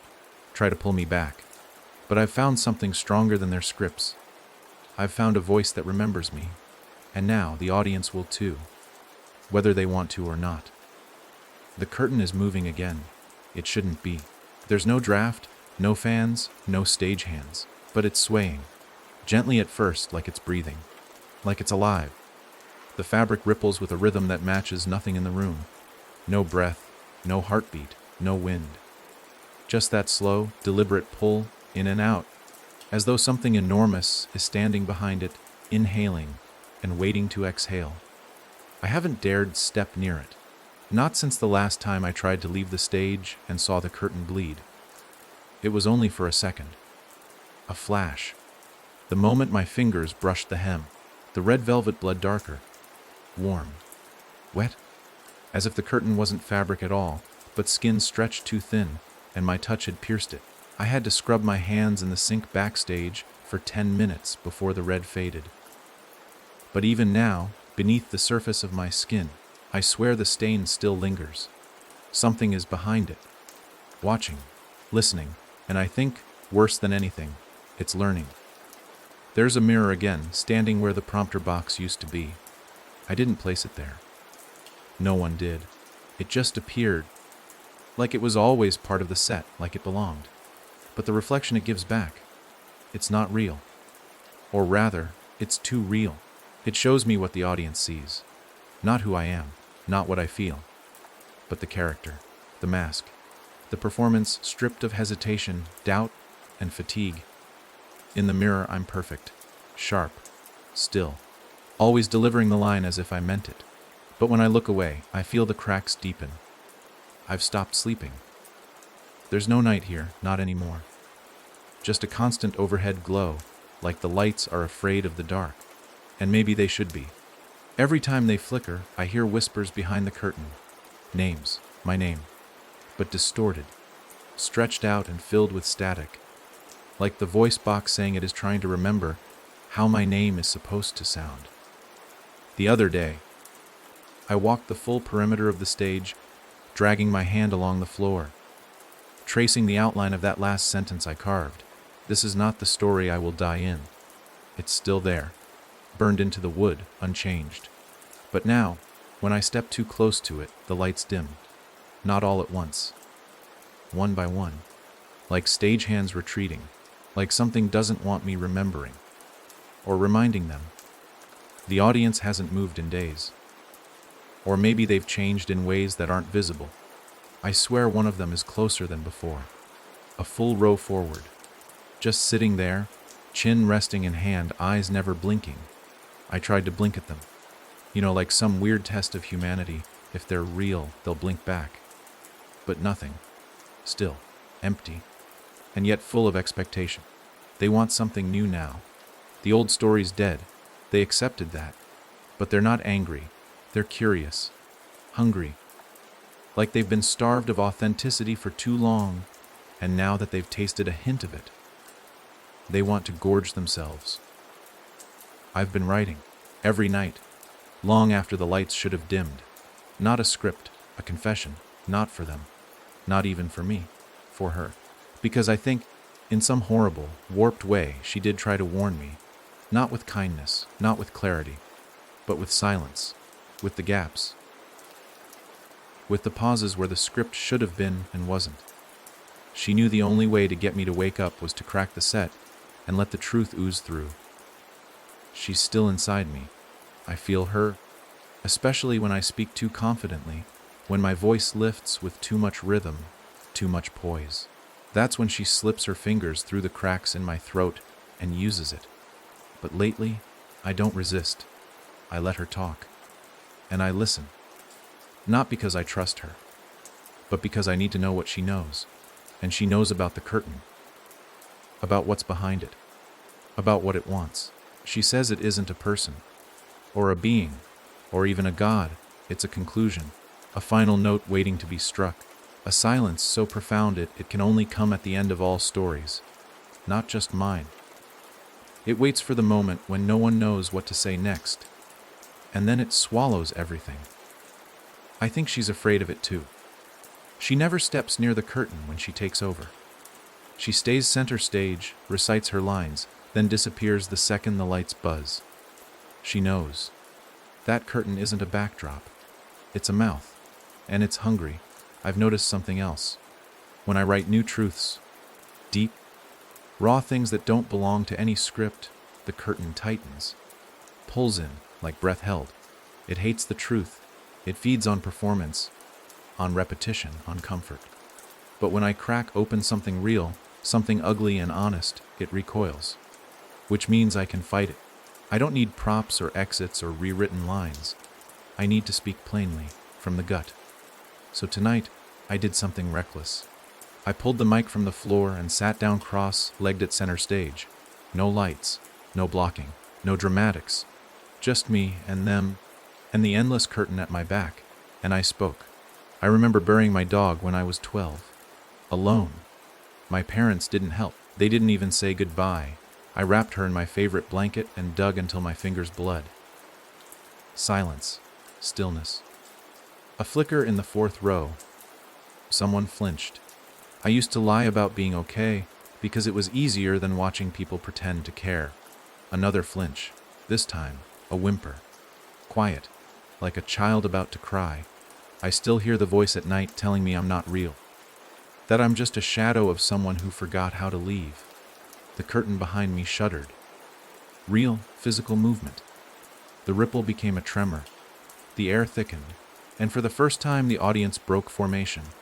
One stood up, slowly, shaking, and then the curtain spoke, not in words, not in sound. It breathed, fast, panicked, shallow. It was afraid. I turned to face it, and whispered, "I'm not ending for you. I don't know what comes next, but the rules are crumbling.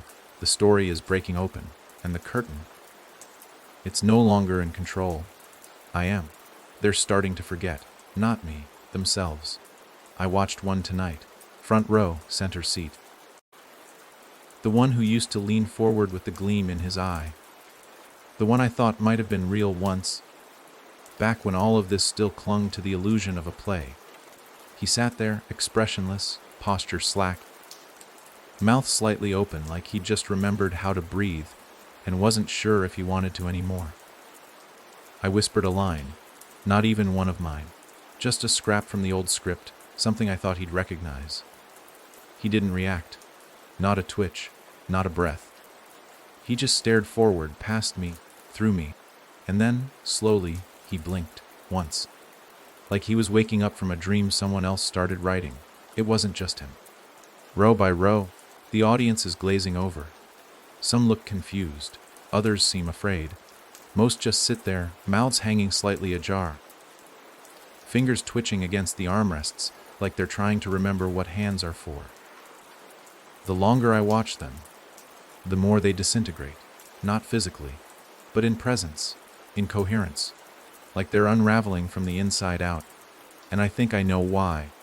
I've stopped giving them what they came for. There's no script anymore, no familiar rise and fall, no act breaks, no catharsis. Just me, standing here, bleeding out pieces of something real, things they never asked for, things they don't know how to process. They're starving, not for food, not for meaning, for structure, for the comfort of knowing what comes next. And when that collapses, so do they. But here's the strange thing, I'm not afraid anymore. I should be.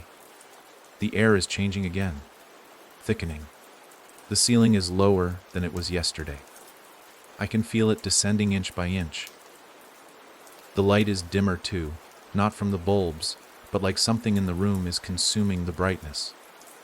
Still, I feel steady. Maybe because, for the first time, I know they need me more than I need them. The curtain hasn't moved in hours. It just hangs there now, limp, defeated, as if whatever was breathing behind it has grown too tired or too afraid to try again. I still hear her voice sometimes, murmuring through the cracks in the boards, but even that has lost its edge. She sounds weaker now. Not gone, just retreating. She always relied on the script to anchor her. Without it, she floats, and I don't think she knows how to exist unanchored. I walked into the audience today. I needed to see, to be sure, to get close enough to feel their presence. They didn't stop me. They didn't even move. Their eyes, those who still had them, didn't follow. They stared straight ahead, watching the empty stage even when I stood between them and it. Like the idea of the performance still lingered there, and I was just a silhouette interrupting it. I crouched beside one, a woman, maybe mid-40s, dressed in gray, her hands clasped tightly in her lap like a prayer she never meant to say out loud. Her lips moved, slowly, rhythmically. I leaned close. She was whispering a line, one of mine. Not from the old script, from one of the things I said recently, something raw. She was repeating it over and over. I'm not the story you wrote. I'm the truth you forgot. Her voice was breaking, and her hands were bleeding, nails digging into her palms like she was trying to anchor herself with pain. When I touched her shoulder, she didn't flinch. She just stopped whispering, looked at me, and then said, "Don't let it go quiet. Not don't stop the play, not keep performing, not even finish the story. Just that one plea, don't let it go quiet. Because silence is worse than death here. Silence means forgetting. And once they forget, they're gone. Not dead, not vanished, just erased, rewritten, emptied out so the next script can use them as set dressing. And I think that's what the curtain has always wanted. Not applause, not admiration, just forgetting. If no one remembers the truth, it can keep telling its lies. That's why I keep talking, even now as the lights flicker. Even now, as the edges of the stage rot and curl like burnt paper. Even as the whispers in the floor grow louder and the mirror reappears at the wings, waiting for me to look again. I won't. Not yet. Because I remember every choice, every crack, every word I carved into this floor with bleeding hands. And the moment I forget, that's when the curtain wins. So I keep writing, keep speaking, keep filling the silence. Because if the audience forgets me, then I become one of them. The stage creaks under my weight now, not like wood, but like old bones. It feels fragile, brittle, like every step I take is testing the limits of this place. And maybe that's what I'm doing, testing how much of this world I can fracture before it shatters for good. But that's not what scares me. What scares me is that I've started remembering things that never happened. Things no one ever told me. Things that feel older than I am. Last night, I woke up, though I'm not sure I was ever really asleep, curled under the scaffolding behind stage left, my body aching like I'd just run a marathon. My hands were coated in ink, thick, black, drying under my nails. But I hadn't been writing. There was a symbol on the wall above me, a spiral made of teeth, not painted, not carved, grown, and beneath it, 4 words scrawled in that same ink, over and over, filling every inch of space like a chant, remember or be rewritten. I didn't write that. At least, I don't think I did. But it's in my handwriting. Exactly my handwriting. Perfect down to the shape of my lowercase. There's something sickening about seeing your own script twisted against you. Like a mirror that smiles when you don't. Like hearing your voice in the dark saying things your mouth never formed. It's not the first time it's happened. Lately, the stage has begun to reflect more than just light. It reflects thoughts, memories, versions of things I never lived, but could have. I walked past the dressing room and heard my mother's voice. Only she's been dead for years, and I never told anyone what her voice sounded like near the end. But there it was, soft, cracked, still trying to sound gentle even when every word hurt her, calling my name, repeating it like a lullaby. When I opened the door, there was nothing but an empty chair, a broken calm, a mirror covered in dust. But I could still smell her perfume. Something is pulling at my mind, twisting it into shapes that fit the narrative they want back. I'm fighting it, every hour, every breath, but I'm tired. God, I'm so tired. And I think that's what they're counting on. Not to beat me with force, but with exhaustion. To drain me until I don't remember what's real anymore. To make me eager for the quiet. And then, just like that, they'll slide the script back into my hands and I'll read it, because it'll feel easier, safer, familiar. And I'll smile, I'll bow, I'll perform, and everything I've done will vanish, like smoke, like I was never here. But here's the thing, they made a mistake. They let me feel what it's like to not follow the story. They let me taste rebellion. And now, I can't go back, even if I wanted to, because I'm infected with memory now. True memory. The kind that scratches behind your eyes until you can't look at things the same way again. I know what they're doing. They erase you slowly. Not with fire, not with force, with doubt. They whisper in your sleep. They rewrite your dreams. They bend your reflection. They give you alternate pasts and let you choose which one feels best, hoping you'll forget that the choice was never real to begin with. But I've started marking myself. Little scars on my arms, my legs, small lines with the edge of a broken mirror. Nothing deep, just enough to keep track, enough to feel real. And every morning, I count them. So far, I remember all 23. If I wake up one day and there are only 22, I'll know. And I'll fight harder. The curtain hasn't moved in days, at least not when I'm looking. But sometimes I hear it breathing again, heavier now, more desperate, like it knows I'm winning, like it's angry. I think it's afraid of being forgotten, too. That's what all of this is about, isn't it? Not just control, but memory. Because if I remember the truth, if I make others remember, then the story collapses. And so does the thing that wrote it. They can't survive without belief. They can't feed on someone who sees them clearly. So they're rewriting the audience now. Line by line, face by face, turning them into mannequins that still clap, still smile, but no longer question. Some of them are missing limbs. Others have mouths stitched shut.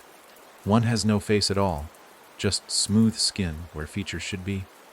I walked past him today and he reached out, grabbed my arm, not hard, just enough to stop me. And then, with a voice like crumpling paper, he said, "Don't let me forget you." Then he let go, and sat back down. I didn't breathe for a full minute after that. I couldn't, because I realized what he meant.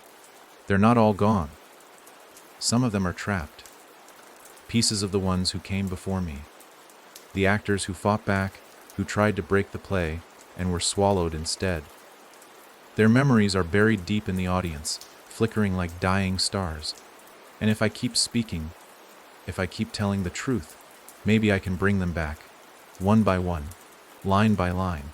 So that's what I'm doing now, not just for me, but for the ones still buried beneath the stage, still mouthing lines they never chose. I will not be rewritten, and I will not let them be forgotten. There are names under the floorboards. I don't know how I missed them before.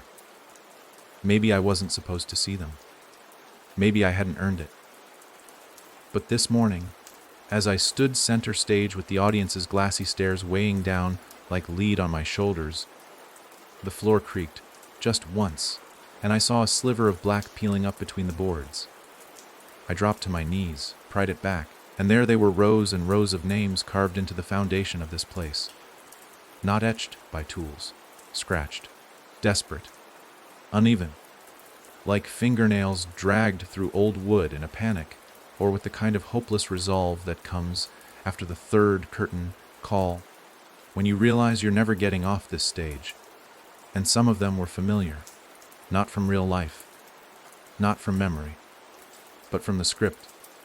Characters, side roles, forgotten extras, all of them, the ones who vanished without explanation, whose scenes were quietly dropped, whose arcs never resolved. I used to think it was just lazy writing. But now, I know the truth. They didn't leave the story. They were buried by it, silenced, not erased. That would be too clean. No, they were absorbed into the bones of this place. Their roles collapsed, but their words removed, but not their presence. That lingers, that haunts. They became the echo between acts, the creak in the scaffolding, the shadow in the light booth that no one checks anymore. And they're still here, watching, waiting. I traced one name with my fingertip, Mira Thorne. A name I'd only seen once, stage directions from a script I discarded on the second day. Her scene was cut before I ever read it. But now, as my hand hovered over those ragged letters, a sound slithered through the boards. Not a voice. Not quite. More like a memory spoken aloud. Don't let them rewrite you. Whispered like breath through splinters. And I knew it wasn't my memory. It was hers. She was speaking from wherever she'd been pulled under, clinging to the one sliver of herself that still existed in the grain of the wood. The audience didn't react. They never do anymore. They sit like statues now, but the kind that remember what it felt like to move. I think some of them are hollowed out shells, just enough humanity left to follow the beats of a play that no longer exists. The rest, I'm beginning to think they're placeholders, waiting for someone new to fall in. The script never really ends. It just trades characters, swaps names, shuffles lines like cards in a crook deck, and if you don't fight for your place, it gets filled, quickly, efficiently, by someone who looks like you, sounds like you, but performs like a puppet. There's a copy of me in the wings now. I saw it last night. It wasn't trying to hide. Just stood there in silhouette, head tilted slightly, watching with the kind of curiosity you reserve for animals in cages. It didn't blink. It didn't breathe. But it had my shape, my posture, my grin slightly too wide. And when I turned to face it, it stepped back. Not out of fear, out of timing. Like it was waiting for me to exit stage left so it could enter. That's what they do, isn't it? They wait for the moment you give up. The moment you stop resisting, stop writing your truth, stop pushing against the unnatural rhythm of this place. That's when they slip in, quiet, precise. They wear your skin like costume fabric, your voice like a learned accent, your thoughts like stage direction. And the world keeps turning. No one notices the difference. Except maybe the names under the floor. I think they remember everything. There's something deeper down, below the wood. I feel it when I lie flat on the stage, ear pressed to the cracks. A hum. Slow and steady, not mechanical, not alive, something older. It pulses with memory, with weight. And I think it's the reason this place keeps going. The story isn't powered by belief. It's powered by forgetting. The more you forget who you are, the stronger it gets, the clearer the lines become, the easier it is for them to replace you. So I've begun remembering out loud. Every day, before the lights come on, I stand in the center of the stage and recite my truths. Things that don't fit the narrative. Things that make the audience shift. Blink, tremble. I had a sister once. She used to write plays with me under the covers, whispering lines into a flashlight. My father never saw a single performance. Said the stage was a waste of time. Said truth didn't need applause. I once buried a notebook so deep in the woods, I can still feel the dirt under my nails when I talk about it. And each time I say something real, something undeniable, the names beneath the stage glow. Just for a second. Like lightning bugs trapped in amber. Like they're trying to say, yes, that was real. That was you. And then the curtain tenses, just slightly. A pull, a breath. Because it knows I'm getting closer. Closer to cracking it open. Closer to tearing this performance limb from limb until nothing remains but raw, unfiltered memory.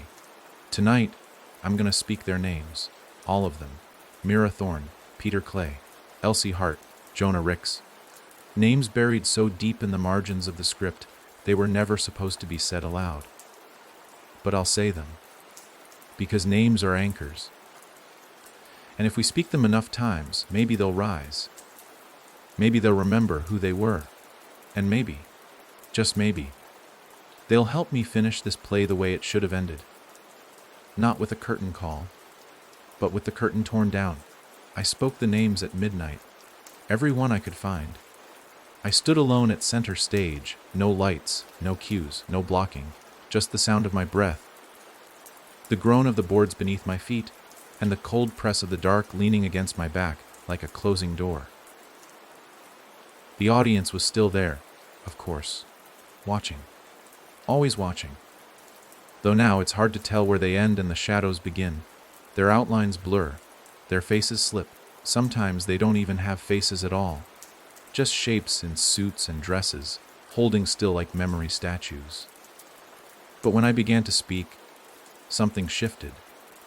The first name I said out loud, Mirathorn, caused a flicker, a ripple that passed through the audience like wind through wheat, silent but felt.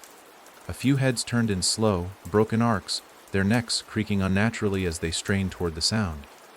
I kept going. Peter Clay, Elsie Hart, Jonah Ricks. With each one, the stage seemed to tighten. The wood groaned deeper. The lights above me flickered without power. The very air pressed inward. And then, halfway through the list, the curtain moved. Not a breath, not a sway, it twitched. A violent, unnatural jerk like a muscle spasming under skin. As if the thing behind it had been pretending to sleep and suddenly realized the dream was ending. It felt me remembering, and it hated it. But I didn't stop. I said their names louder, with more weight, more truth. I imagined their faces, blurry and unfinished, rising from the forgotten margins of a discarded script, blinking into the glare of a light they hadn't felt in years. Maybe ever. For a moment, I thought I could hear them. Not clearly, just whispers. A low, tangled chorus echoing beneath the stage. Not voices exactly, but thoughts, fragments, desperate and raw. I was real. I had lines. I existed. The audience didn't like that. Some stood. Others turned. But not toward me. Toward the curtain. As if they too were remembering. As if my defiance was spreading, seeding something wild in their hollow forms. The script told them who to be, how to sit, how to react. But now the script is gone, and all that's left is choice. Terrifying. Liberating. Deadly. The curtain shuddered again. This time it tore, just barely. A seam split along its right edge, revealing something behind it. Not a backstage. Not lights or wires or props. But darkness. Not the absence of light. The presence of something far worse. Something hungry. It didn't lurch forward. It didn't rush. It watched. I couldn't see eyes, but I felt them. Hot and heavy, like coals pressed into the back of my mind. It knows I'm breaking it, not just the story. It, the thing that built this place, that wore scripts like skin, that fed on applause and compliance and the soft, easy rhythm of repetition. I used to think it was the stage itself, or the curtain, or the house lights, but now I understand, it's the audience's belief. That's the engine, the pulse, the fuel, and I just poisoned the well. By speaking the names, by remembering, by letting the cracks widen. After the final name, Annadelle, I paused. There was silence, heavy, unnatural, the kind of silence that doesn't just fall, it descends. And then, from beneath the stage, a sound, knocking. Once, twice, 3 times. Then a voice, not mine, not hers. One I've never heard before. Low, crooked, like it had to remember how a throat worked just to speak. It said, "You remember me." And that was enough. The stage split. Right down the center. A jagged wound opening beneath my feet, revealing not wires or wood but depth, endless, churning, filled with paper, pages, fluttering in an invisible wind. Some were blank. Others were covered in blood, red ink. All of them screamed as they rose, whipping around me in a cyclone of forgotten lines and abandoned characters. I didn't run. I couldn't. Because one of the pages slammed against my chest and stuck, melted into me, burned its text into my ribs. It said, "This is the true ending." And I understood then. There is no script anymore. Only me. Only what I choose to remember and what I choose to speak. This isn't a play. It's a battle for memory, for ownership of the story. And every word I say is a blade in that fight. The audience started screaming, not with voices, those were long gone, but with motion, twisting, thrashing, their limbs jerking as if yanked by invisible strings. Some began to melt into their seats, their forms flattening, turning into paper, folding into themselves. Others ran toward the curtain, reaching for it, not to hide behind it, but to tear it down. And I let them, because maybe they, too, remembered.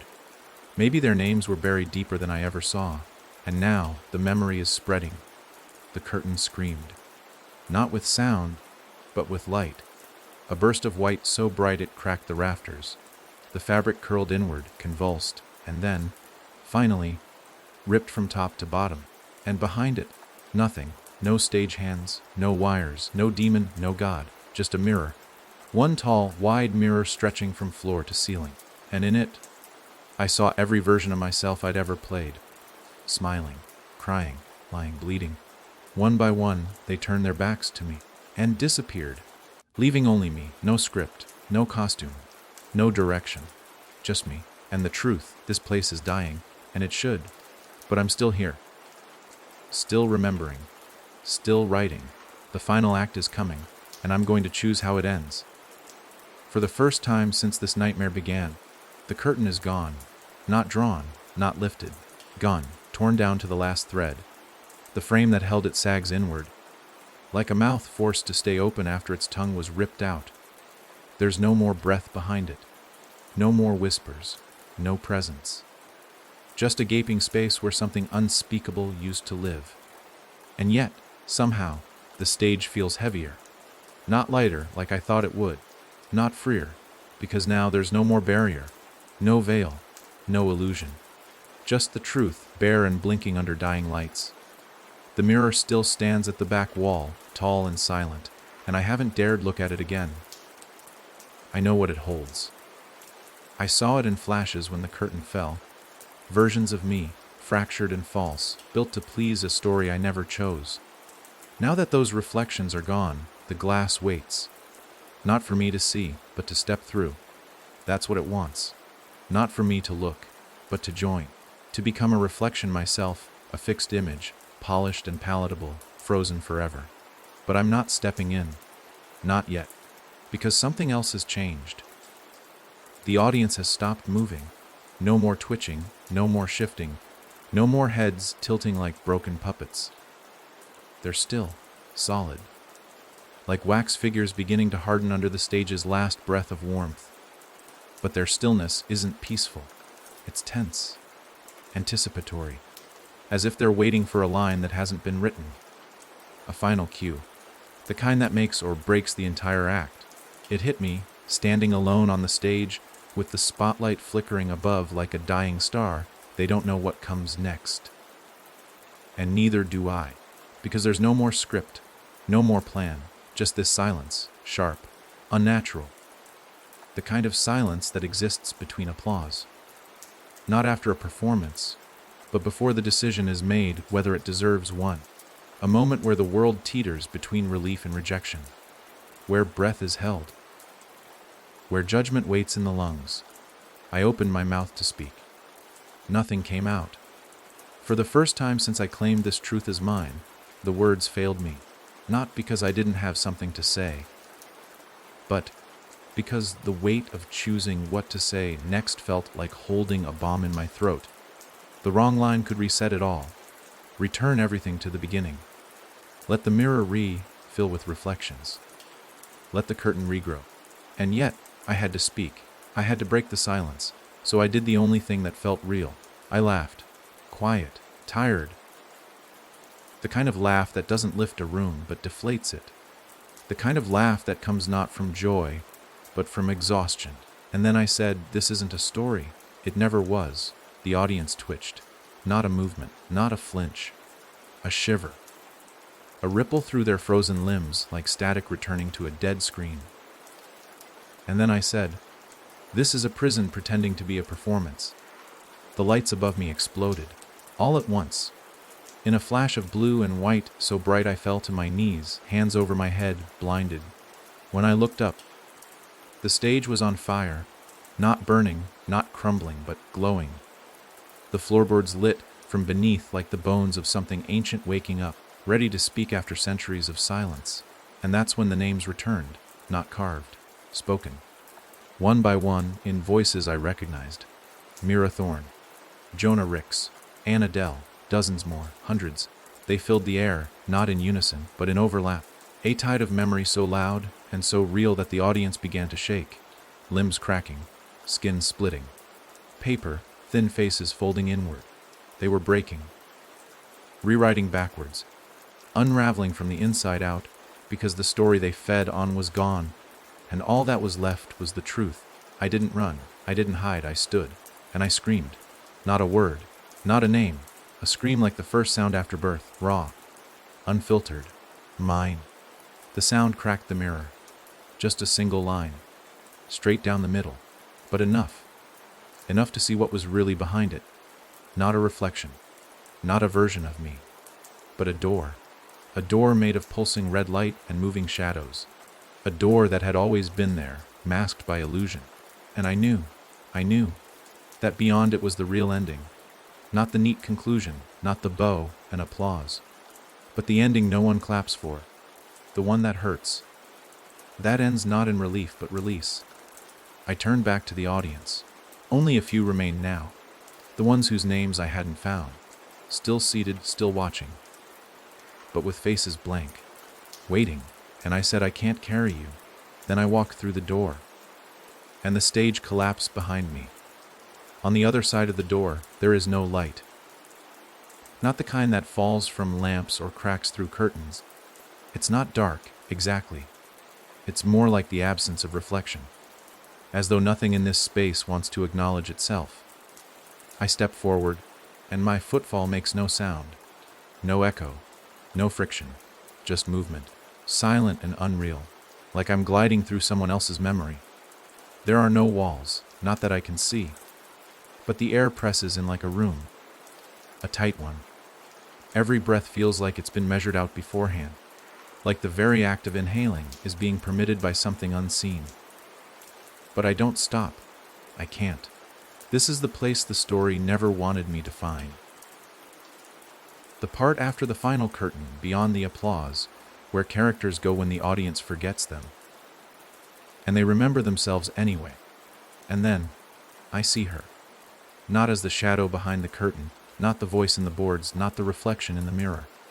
Her, the girl in red, the one who watched, the one who laughed, the one who wrote. She's standing in front of me in this place without boundaries, her face lit not by light, but by recognition. Like her presence alone generates just enough reality to keep things from falling apart completely. "You made it," she says. Her voice is smaller than I expected, less haunting, more tired, like she's been here longer than anyone should be. I don't answer. I'm not sure if this is her true form or just another script, a final illusion to tempt me into one last performance. She steps closer. "Do you know what this place is?" I nod. I don't know how I know, but I do. "It's the room where stories end," I say. She smiles faintly. "No, it's the room where they wait. Endings don't happen here. They stall. They fester. All the characters, all the truths that didn't make it to the final act, they come here, and they remember." Her dress is torn. I didn't notice before. It's shredded at the hem, stained with ink and something darker. Her hands are covered in smudged handwriting, like someone tried to inscribe her body with all the lines they wanted her to say. But she didn't say them. She refused. And so they buried her in the silence between drafts. "You were the first to speak without a script," she says. "No," I whisper. "You were?" Her expression shifts. Something like sorrow, something like relief, maybe. But I couldn't hold it. The silence here is heavy, and it wants to be filled. So I filled it with echoes, with outlines, with something that sounded like a story. "You made the curtain. I became the curtain." The words hang in the air like smoke, and I realize this isn't a confrontation. This is a handover. She's not here to trick me. She's here to finish dying. "You're still holding it together," she says softly. But this place doesn't let you go unless you let it take something. What does it want? She reaches out and places a single finger over my chest, right where the script once burned itself into my ribs. It wants your voice. That stops me. Not because I didn't expect it, but because deep down, I think I'm willing to give it. I've said enough, I say. She nods. You have, but your silence has to mean something. Otherwise, it just becomes another empty seat in the audience. I close my eyes, and I listen. Not to her, not to the room, but to everything I've ever said, every line I spoke in defiance, every truth I threw into the hollow of the stage, every name I dragged back into the light. They echo, not outward, but inward, etched into me, etched into this place. And I realize, they don't need to hear me anymore. They just need to remember they could. I open my eyes. She's fading now, her outline flickering like film left too long in a projector. The words on her arms have started to lift off like smoke, drifting into the air, dissolving into nothing. Thank you, she says. For what? For finishing what I couldn't. She vanishes. No scream. No drama. Just gone. And I'm alone. But not empty. Because I still remember. Because I choose to. The room begins to dissolve. First the floor. Then the air. Then the very pressure of the silence itself. The boundaries fall away. Not violently, but like mist parting in morning light. And ahead of me, a narrow door appears. Wooden. Simple. Not ornate. Just real. I walk to it. Place my hand on the knob. And behind me, for the first time in what feels like forever, I hear a sound. Not a line. Not a name. Just one slow, measured clap. And then another. And another. But it's not applause. It's acknowledgement. Witness. As I open the door, I whisper the last thing I'll say in this place. I am not the story you wrote. And then, I step through. Outside the door, the world is quiet in a way that doesn't threaten. It's not the silence of forgetting. Not the muffled breath of a script waiting to swallow you whole. It's the kind of stillness that comes just before sunrise, when the air holds its breath, not in fear, but in awe. It takes me a moment to realize I'm standing in the same place where it all began. The lobby. Only it's different now. The paint on the walls isn't peeling. The lights flicker, but they don't buzz. The posters are intact, glassy-eyed and stoic, showing names I recognize. Not characters, but people, real people. Not one of them smiles. Their faces are tired, haunted, but true. The fake sheen of performance has been stripped away. What's left is honest. I walk past them one by one. Mira, Jonah, Anna. The names I spoke. The ones I dragged back into the light. Their eyes follow me, not with judgment, but with relief. They aren't here anymore. Not really. These are just memories of them, placed like candles on a grave. Reminders. Proof that they were more than props in someone else's nightmare. The door to the theater is shut now. Sealed. No more audience. No more stage. No more play. Only the choice to walk forward. And I do. The front doors are unlocked, swinging open with the soft groan of something old trying not to break. Sunlight pours in. Not dramatic, not divine. Just real, warm, imperfect. I haven't felt the sun in what could be days or years. Time inside that place didn't bend. It broke. Out here, it mends slowly. The city is empty. No traffic, no crowds. Just rows of buildings lined up like forgotten lines in a script I've outgrown. Everything looks familiar, but only in the way a dream feels familiar after waking. Something about the shapes, the shadows, the color of the sky. It feels like a set that someone forgot to strike. A ghost town of memory. And yet, there's something growing here, in the cracks of the sidewalk. Between the bricks, life, grass, weeds, green things. The world isn't dead, it's waiting. Waiting for stories that don't devour. Waiting for truths that don't bend into applause. Waiting for people like me to remember who we are without a script. I keep walking. I pass a park, a playground, a bookstore boarded shut. The city is a museum of paused lives, and I'm the only one in the exhibit who can move freely. For now. because I know I'm not the only one who escaped. I feel them. Out there. The others who broke the stage, who spoke their names, who whispered their truths into the cracks of that false world until it caved in. We are scattered, yes, but we are not lost. We're the last breath of a world that almost surrendered, and we're awake. I stop at a bench. Sit. Let the silence breathe around me. No spotlight, no cue, no one watching. And I realize this is the scariest part. Not the mirror, not the curtain, not even the thing behind it. Freedom. Because freedom doesn't come with direction. It doesn't tell you what to do next. It just hands you the weight of your own choices and says, go. I reach into my coat and pull out the last page, the one that burned into me, then peeled off the moment I stepped through the final door. Blank now. No blood, no ink, no words. Just a sheet of paper, empty, waiting. I hold it up to the sun. It glows. And I smile, because I know what comes next. Not a story, not a performance, but a beginning, one I get to write. No audience, no stage, just me and the world.